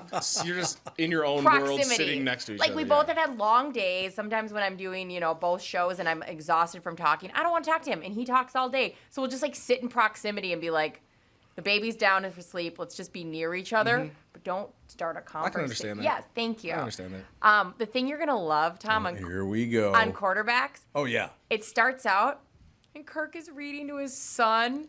And his son has got a big old passy in. Oh, you're gonna love the way it ends then. Oh, it was so cute. And then I felt so much empathy. So he's like trying to hang out with his family and take his mind off. He just lost a game where it was his throw. He'd overshot a throw, and he was trying to go. I'm not trying. Like I want to be focused on my family right now.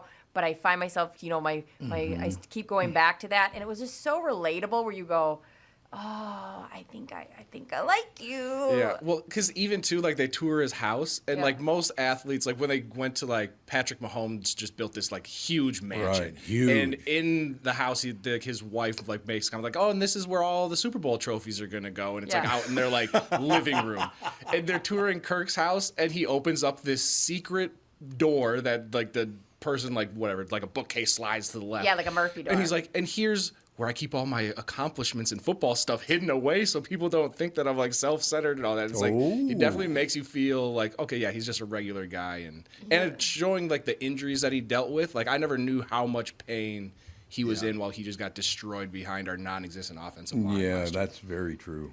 That is very, very true. And then to find out he had this conversion van, and he's just, you're going to like him. Well, how old is the kid? There's 2 boys, I think. Yeah, I don't know.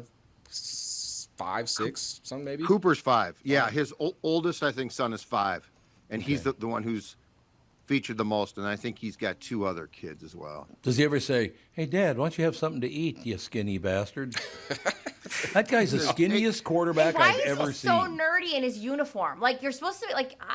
Well, because he has the old uniform right where there, it's well, no, he had the flak jacket because it protects his ribs. Oh, but, right. So quarterbacks a lot of times will have the loose hanging jersey sleeves, so it allows them to throw a little bit easier. Where most people have it like tight because it looks better.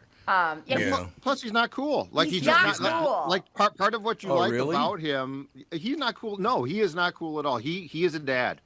He is 100% a dad, and he is not like a young hipster type like a Joe Burrow is. No, I'm gonna have to like him. What the hell are you guys doing to me? You're gonna immediately regret everything bad you said, because I've been we need to trade him. He's not worth the money, and now I'm like, you know what? I don't think I'd rather have anybody be my quarterback than Kirk Cousins. Same.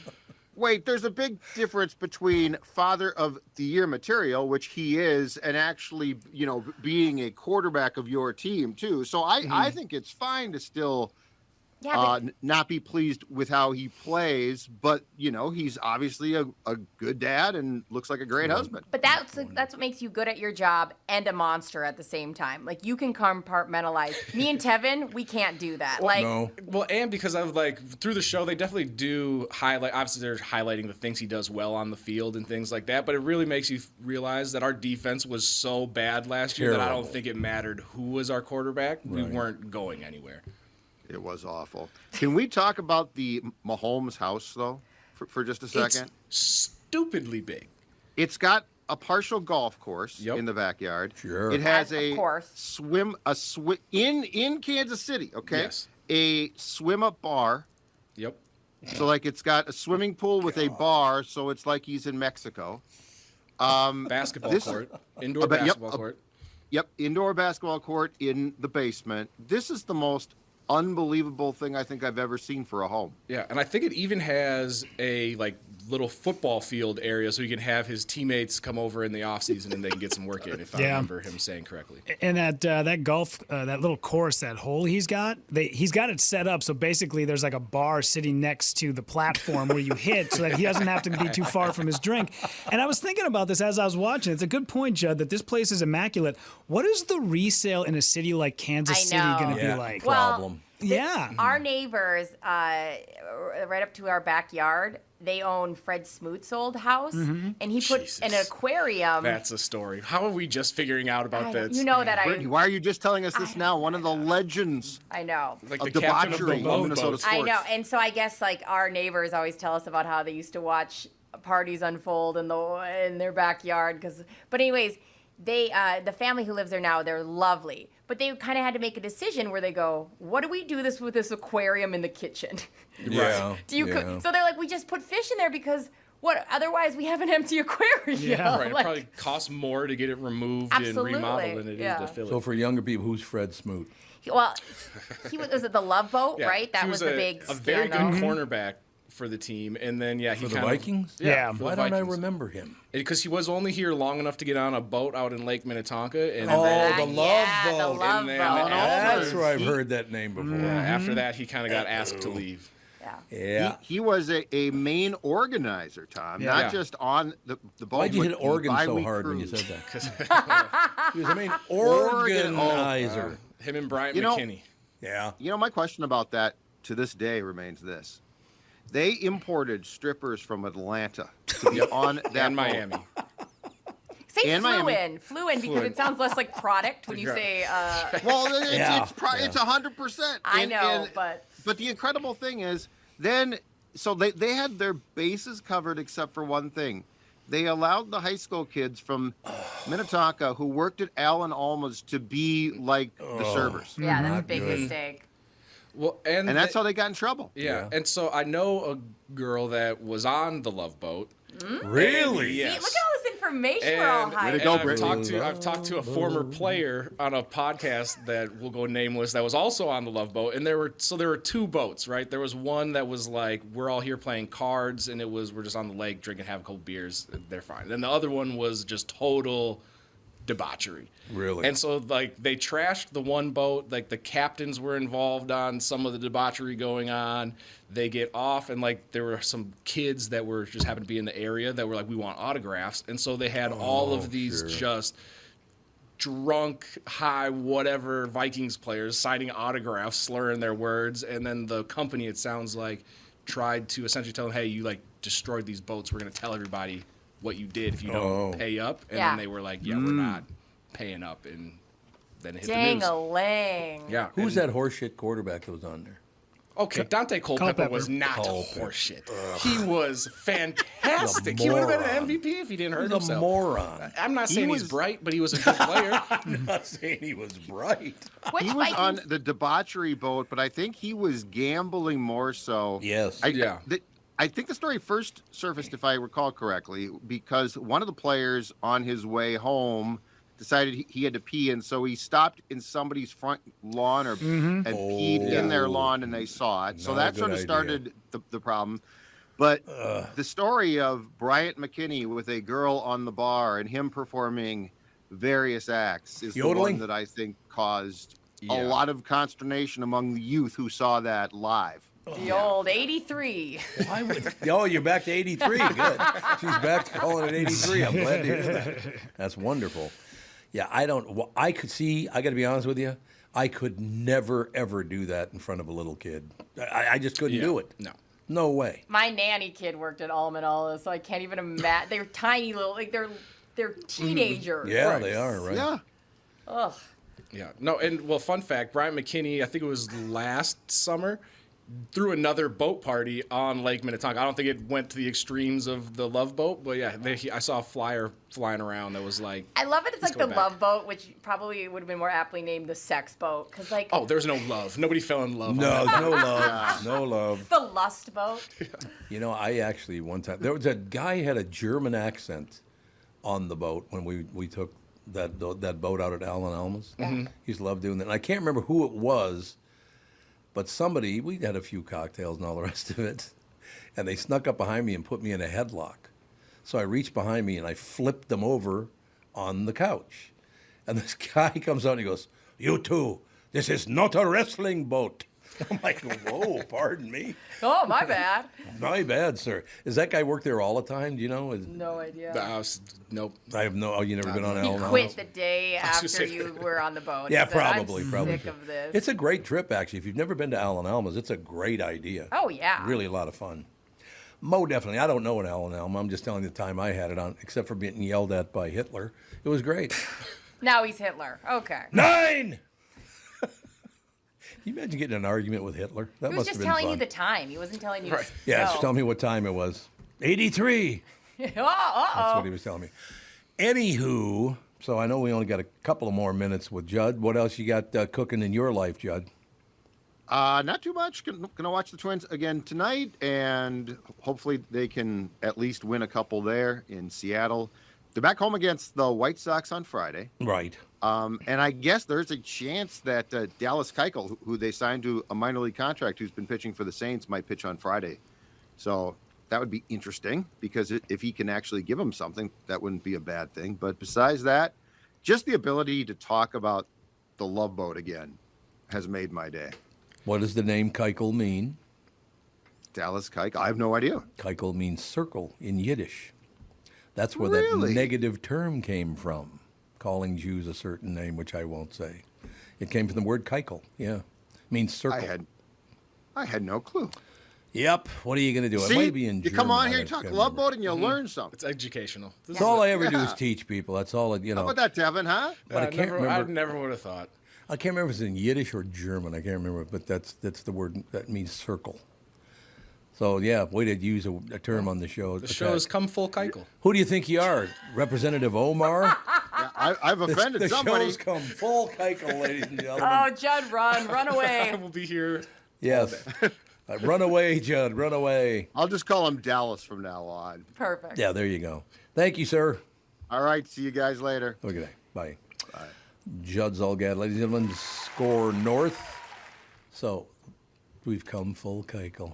Is that the full plan? Keuchel, yep. Yeah, I can't remember where that word comes from. I should not have said it was Yiddish because it might not be, because it can be used in a negative manner. Okay.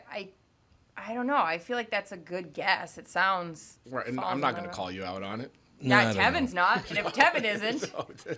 Let it be written. What are you going to do? So did you see that this morning? And again, I'm not even upset about it. It's so incredibly stupid that Representative Omar referred to Jews as, or Israel as, what did she call it again? Did she say racist? A racist. She said that all of Israel is a racist country. People, anytime somebody starts with all and then inserts a certain, just be quiet now. But I think Dean Phillips went after her, so that's good. And I think people need to learn by now, the Jewish community, you can't go after them. Leave them It doesn't alone. work well for people. Let's- Nick Cannon didn't work. Kanye West, no. Oh, that's right. No. I forgot all that. Yeah, they did go after Jews, didn't they? Yeah. Why? What is that? Have they noticed that a lot of people in Hollywood might be Jewish?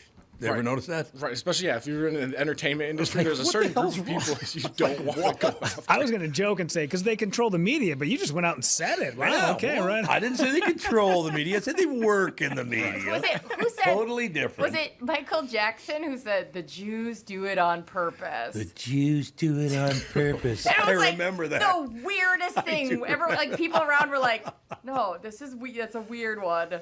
I will say this in defense of the Jews. Oh, good. Nobody can make challah like a Jew. That's all I'm saying. Just leave them alone. It's the greatest bread on earth. Oh, it's so good. If you make Love challah, challah. Oh. you have leftover challah. You get it on Friday, and you have leftover challah on Saturday. You make French toast with that bad boy. See? Game over. See? And you told me to stop talking about it. Now you got to rave on about challah. That's true. It's all true. I'm going to Crossroads Deli tonight for dinner. No. I love that place anyway. So, Tevin, Yes. what are the besmirching things you have to say to people? Well, I was telling Brittany about this during the break. Uh-oh, here we I go. almost lost my dog. Or, I did lose my dog, but almost permanently.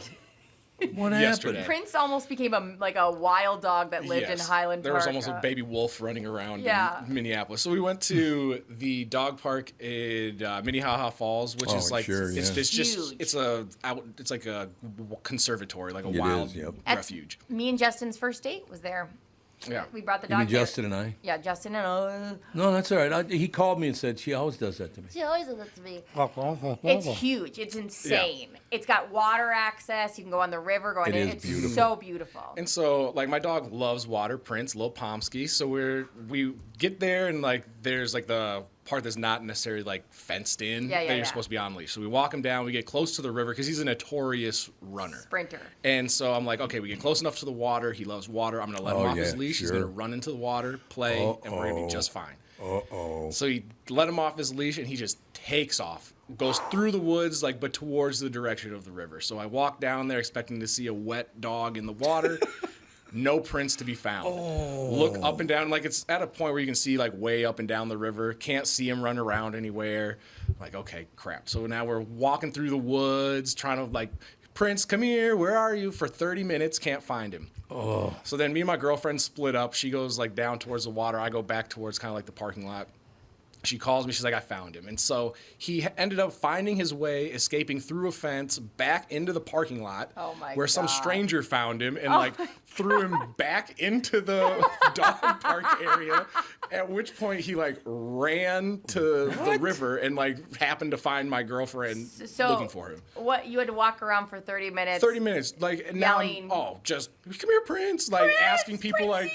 Have you guys found a Pomsky anywhere? Has anyone seen a wet Pomsky? Oh my About gosh. yay high? And then I can feel my girlfriend's annoyance. You should have let him off the leash closer to the river. And I'm like, your fault. Right. I can feel her getting annoyed because she's walking around. I'm like, this is not good. Listen, there are when you've got a sprinter, that is not the dog park to go to. We'll never go back. No. Ever. No, I feel that. Because there's too much open space. Yeah, it's huge. Yeah, and he thinks it's a game. There was one when he was super little. I took him to the Lake of the Isles dog park. Yeah, which is nice and small. And there's a little gap in the fence that he was small enough to fit through. And so now I'm running through people's houses in these $1 million mansions over at the Lake of the Isles. And at one point I had to dive on the ground and form tackle him so I could grab him. Check the nanny family's security camera and see if we can see. Oh, probably two Tevin summers running ago. through. Just some strange black man chasing this tiny puppy through. Yeah, it was a disaster. So no, he's a notorious runner, and he's going to be the death of me. Yeah. Well, that's not good to hear. No. Princey. But we found him, so he's on probation now. He just sits at home. So. Well, there you go. A couple of minutes here before we go to break, and I got a guest coming up, but I have to read this headline because I love Hong Kong people. They're their own people. Yeah. Did you see that? Well, you sent me the headline today, didn't you? Yeah. This is a phenomenal headline. Hong Kongers urged to stare at smokers disapprovingly. So that's their way to combat smoking. Oh my gosh! Could you imagine getting off a plane you're on vacation and you light up a cigarette and the whole city is just staring at you? Just mean mugging. Because you're right. If you didn't know, you'd be like, what is going on? And I would instantly put that cigarette out. Yeah, shame goes a long ways in Asian cultures. Oh, yeah. Not so much here. No. Yeah, you can stare at the lady who's smoking a heater, drinking chocolate milk, or guns hanging out. You're just like, you're getting on a city bus. Could you clean it up a little bit? Yep. There's no shame right there. There's the ability here in the U.S. where I have seen pregnant women smoke. Oh, really? Openly. Oh, yeah. Yep. You have to force yourself to listen, it's not my life, it's whatever, but you have to force yourself to just be blank face because but if they're in Hong Kong, they get mean mugged immediately. By the way, picture in your head the biggest cloud in the sky you've ever seen. Just a single cloud. You've got it pictured? Because the guy smoking the cigarette, the cloud of smoke's even bigger than it's like the size of this room, for Christ's sake. He's hitting but he's got a filter. Doesn't say what kind of cigarette it is. But I just love that about Hong Kong. I know. You suck. The way we're going to combat smoking is not educational videos or patches. We're going to ask the community to just meanly stare at them. I think that's hilarious. We should have a list of other things they're going to shame people for as well. Honestly, if this works. Oh. I know. It'll work there. Like. Oh, yeah. Yeah. I love it. We do have to take a break, ladies and gentlemen, but don't smoke in Hong Kong or you'll get stared at disapprovingly. This is true. Hi, it's Tom Barnard, my friends at Niemeyer Trailer Sales at their Albertville location just off Interstate 94. I'd like to extend a special offer going on now through the end of July. It's for all of our Tom Barnard Morning Show listeners. When you visit their Albertville location, mention that you heard me, Tommy B. Tell you about this July-only savings opportunity on travel trailers, pickup campers. Now, you must be a qualified buyer, but here's the really, really good news. Receive up to $5,000 off the advertised price on all their new in-stock inventory. As always, terms and conditions do apply. Brands include Rockwood by Forest River, Arctic Fox by Northwood Manufacturing, Cirrus by New Camp, and more. Now is a real good time to buy and take your passion on the road with Niemeyer Trailer Sales. You can't just sit around. See my guys and gals at Niemeyer's in Albertville or peruse their current inventory at Niemeyers.com. That's Niemeyers.com. Niemeyers.com, up to $5,000 off. Yes, I did say $5,000 off. Sales event ends July 31st. The new Tom Barnard Morning Show is proud to have partners like North American Banking Company, Bradshaw & Bryant, MyPillow, and attorney and advertiser Dave Bialke. I've been advertising on Tom Barnard shows for years. I like Tom, not just because he's a good guy, but because the ads I run on his show bring me new clients that are hurt at work and need legal help. Tommy B works for me. Grow results for your business by partnering with the Tom Barnard Morning Show. Visit TomBarnardShow.com, keyword partner. Guys, I want to let you know about acoustic wave therapy protocol provided by my new sponsor, Twin Cities Premier Health. It's a non-invasive, non-surgical, highly effective, science-based procedure that creates an increase in blood flow and helps create new blood vessels by treating the root cause of most erectile dysfunction. Unlike using a pill to create a pharmaceutically induced erection, they treat the root cause of the problem. Age-related erectile dysfunction is most commonly caused by a buildup of plaque in the arteries that supply blood to the erectile tissue. Reach out to Twin Cities Premier Health like I did, and right now receive the special offer, a free treatment and a free consultation when you book today. That is valued at $800. 952-395-4346. That's my unique phone number, 952-395-4346 for their office, or go to TwinCitiesPremierHealth.com, and please be sure to tell them that Tom Barnard sent you. It's time to beat the heat. This is Tom from my friends at Miller Marine and Power Lodge, giving you the keys to a cool lake breeze with clearance pricing on 2023 luxury pontoons, fishing boats, and more. Our dog days of summer won't last, and neither will their inventory, so do both of us a favor and go from floor to shore today with iconic Bennington pontoons and tri-toon packages at doorbuster pricing at Miller Marine in St. Cloud and all Power Lodge locations. Get your first cruise in by sunset. But don't wait on this limited time special. Power Lodge offers competitive financing with no money down. By the way, if you need delivery to your dock, their team of experts has you covered. Discover what thousands of our Minnesota neighbors have and explore our lakes and rivers in your own boat at Elite Savings.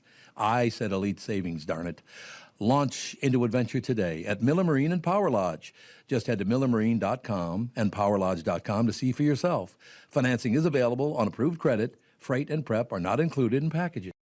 You need to know a guy for your auto repairs, legal issues, banking, and more. The same goes for investment advice. You need a guy to help you be successful, someone you can trust who gets results. Well, I got a guy for you, Josh Arnold. Josh gives you straight talk, not sugar-coated advice about your financial situation. Josh has seen it all when it comes to economic and market conditions, and Josh can make sure that your retirement objectives match your investments. Do yourself a favor and call Josh now for a no-obligation, 48-minute evaluation. You've got nothing to lose, and you'll get a different point of view for your investments. Call Josh at 952-925-5608. That is 952-925-5608. You'll be glad that you did, and tell him his guy, Tom, sent you.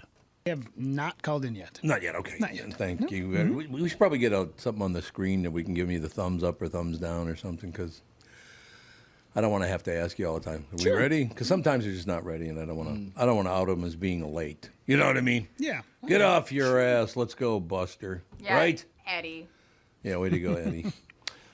Food Network's Outchef'd is the name of the show we'll be talking to Eddie about, hopefully in a couple of minutes in any case. So what were you guys just talking about? Oh, somebody putting hand sanitizer on their gloves. Yeah, during COVID, I love that. I had a friend that was about to have his first child, so he was very, very cautious. And I met up with him once, and he had gloves on, like the blue medical worker gloves, and then would rub hand sanitizer on the outside. I just love that. Like, COVID, you saw some of the most crazy stuff. Like I saw somebody post a bunch of pictures of what people used as masks, and it would be like, whatever, just bras. People use like so many with bras cloth. for masks. They're like, oh, here's what you do, ladies. Cut up an old bra and put. I go, nope, stop. What is a mask, like 50 cents? Oh, this is when we couldn't get them. Yeah. Oh, you remember? couldn't get them? Yeah, No, and then they were I didn't wear making 'em. them out of like so many things for healthcare workers and stuff. But yeah, I still remember the family down the street has 4 kids. And she would go to Costco, like fully in like a biodome suit. Yep. And then leave everything out on the front, like a driveway, sanitizing them for like 2 days. And at the time, it was like, I get it. We had no idea. You're scared. But like, I remember me and my husband looked at each other. We're like, if it's to this extent, like, we're not going to make it. We're not organized enough to do this. Well, like, I had a friend that at one point was like, when like, you couldn't get toilet paper and it was like grocery stores were like very bare. And he was like, if the apocalypse hits, like, what are we going to do? And I'm like, okay, it's not going to get to we're not going to have to, it's not like Mad Max or. Also, if the only thing you're figuring out is how to wipe your butt, you're doing okay. Right. Like, it's not that bad. No, COVID was a crazy time. I did see a woman once wearing 3 masks.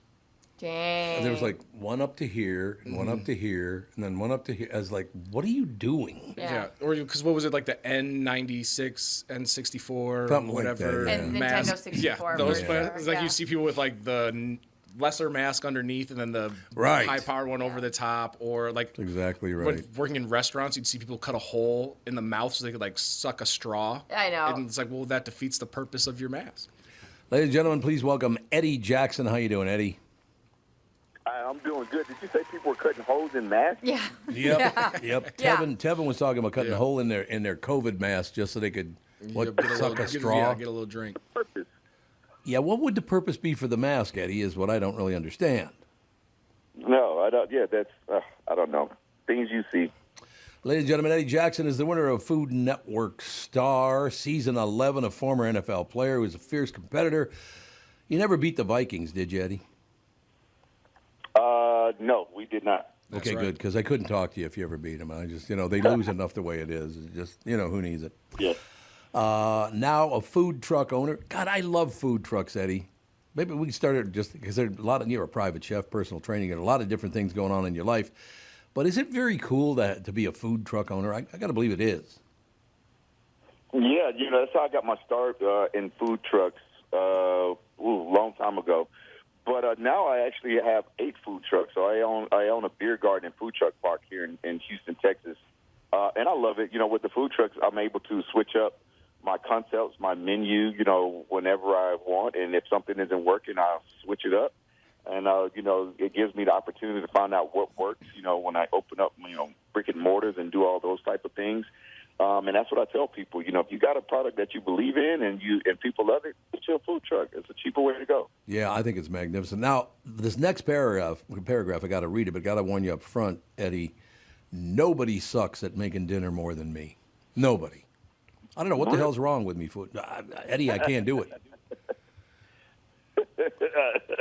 That sounds like a personal problem. It is Eddie. It is a personal problem. Luckily, I have a wife who is a very good cook. Food Network star Eddie Jackson surprises amateur home cooks with a challenge of a lifetime. Go head-to-head in an intense one-round cook-off against the most competitive, acclaimed. Ooh, listen to that. Most competitive, acclaimed, and intimidating celebrity chefs in the world. I want to hear more about this because you win $5,000, right? Yeah. So I bring in these, like you said, amateur home cooks, and they think they're coming in to audition for a show on Food Network featuring home cooks. But in reality, it's a competition where they're going to be going head-to-head against, the who's who in the cooking world. Eric Ajapong, Alice Gornasheli, Robert Irvine, Rocco DeSpirito. I'm bringing in heavy hitters. But I try to make it as even as I can, even the playing field. My panel of judges are people that I find in the streets of New York. So they're not critics. They're not judges, not anybody you've seen on Food Network. They're just regular folk that I find in the subways. I find just walking down the street. Anybody I can find to come in and blind taste test 2 dishes, that's who I find. And all the home cook needs is 1 vote from those judges. I think it's a great idea. And like I said, $5,000 on the line. To even the odds, a home cook only needs 1 vote from a panel of random tasters to walk away with that $5,000 prize. Only 1 vote, huh? Yeah, just 1 vote. I mean, it's 4 judges. So, in order for our chefs to win, they have to sweep the board. It sounds like, that should be something easy for our chefs to do. But, some of these home cooks are really good. And like I tell them, the home cook that usually, when they win, because they have, won a lot on the show, they just make things that they normally make at home that, just the average person would gravitate towards. Just like if I give them a cheese challenge, make macaroni and cheese like you make at home. Yeah. Somebody is going to love that, whereas the chef is, they're putting, foie gras and truffles and all this. Oh, yeah. Which is amazing. But sometimes you just need, like, grandma's macaroni and cheese, Yeah, I understand that completely. And by the way, one thing I really admire about you, Eddie, we're talking to Eddie Jackson about Outchef'd, airing Thursdays on the Food Network. I love the fact that you're dedicated to making healthy food taste absolutely delicious. What a great idea. Yeah, I grew up, my dad grew up and all we did, everything was centered around food and sports. And my dad was a trainer. He's retired now, but he was a trainer. He was my trainer for the first, 10 years of my sports career, starting in junior high. So, physical, fitness is something that has always been a part of my life. I'm a certified trainer as well. I don't train people anymore because I'm too busy. But for me, you have to stay active, especially the older we get, that metabolism starts to slow down. So you got to, watch what you eat, what to eat, when to eat, and how to eat is what I tell people. And not necessarily, everything is, green vegetables and do all of this. No. Right. Being active, being conscious of what you're putting in your body, when you're putting it into your body, is my motto, and not necessarily, making sure you're eating healthy every time you put something in your mouth. Moderation is key. Now, Eddie, this is a personal question I'm about to ask you, but is healthy food, would that include Italian food? Well, that Italian food, let's see, the pasta water, that's healthy. Okay. The pasta water is healthy.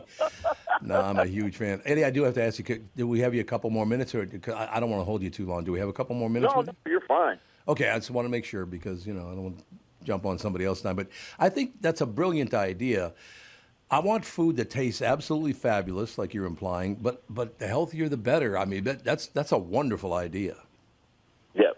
So, with me, where I come from with that is I love fresh ingredients that make the world of difference. Fresh herbs, lots of fresh herbs, bringing in citrus and like lemon zest and lime zest and different vinegars is another thing that I use to amp up the flavor in healthy dishes. So people think of vinegar as just like white distilled vinegar or just apple cider vinegar. Yeah. But there's so many different vinegars out there. There's champagne vinegar. There's strawberry vinegar. You can make your own vinegar. Just take white distilled vinegar and take the tops from your strawberries when you cut them up and warm up the vinegar and drop the strawberry tops in there and let it sit for a day. Now you have strawberry vinegar to add to dishes to give it a different flavor. So just simple things like that. Is what I teach people, and not getting bored, by something that that is considered healthy. I think it's a great plan. The whole idea. When I first spotted that on the descriptor they sent over for you, Eddie, we're talking to Eddie Jackson again. Food Network's Outchef'd, airing Thursdays on Food Network. I just looked at they usually send about 2, 3, sometimes 4 paragraphs of stuff, and I saw that middle one, and it's like, I don't think people ever think. I bet you that 90% of Americans, if you said, hey, this food's really healthy, they go, oh, so it tastes terrible. Yeah. They do, don't they? Yeah. I thought so. People automatically, do. I do, for instance, real quick, my son loves burgers, but he loves my turkey burgers. And I have tons of vegetables in there. I shred carrots, and I have and fresh herbs, and I put different vinegars inside of there. and my son loves it, and he doesn't even realize it's super healthy. See, that's a great idea.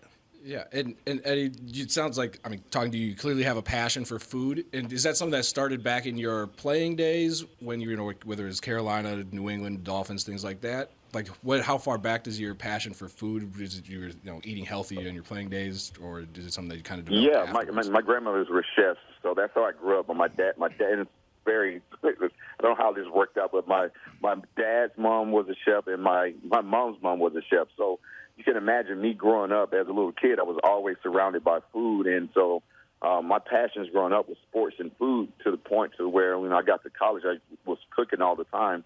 I started selling plates, home-cooked meals to my teammates that were missing home. Oh. So meatloaf and mashed potatoes and fried chicken, and I would put it in styrofoam containers, and I would give, for the week, I would give a menu of what I would be cooking, and I would sell it to them for $5. And so that's how I made pocket change in college. So, after I retired, the other thing that I love other than, football at that time was food. And so I was like, I got to figure out something to do with food, and got a food truck, started a catering company, then that went to 2 food trucks and a bigger catering company, and then I got on Food Network and tried out for Food Network star.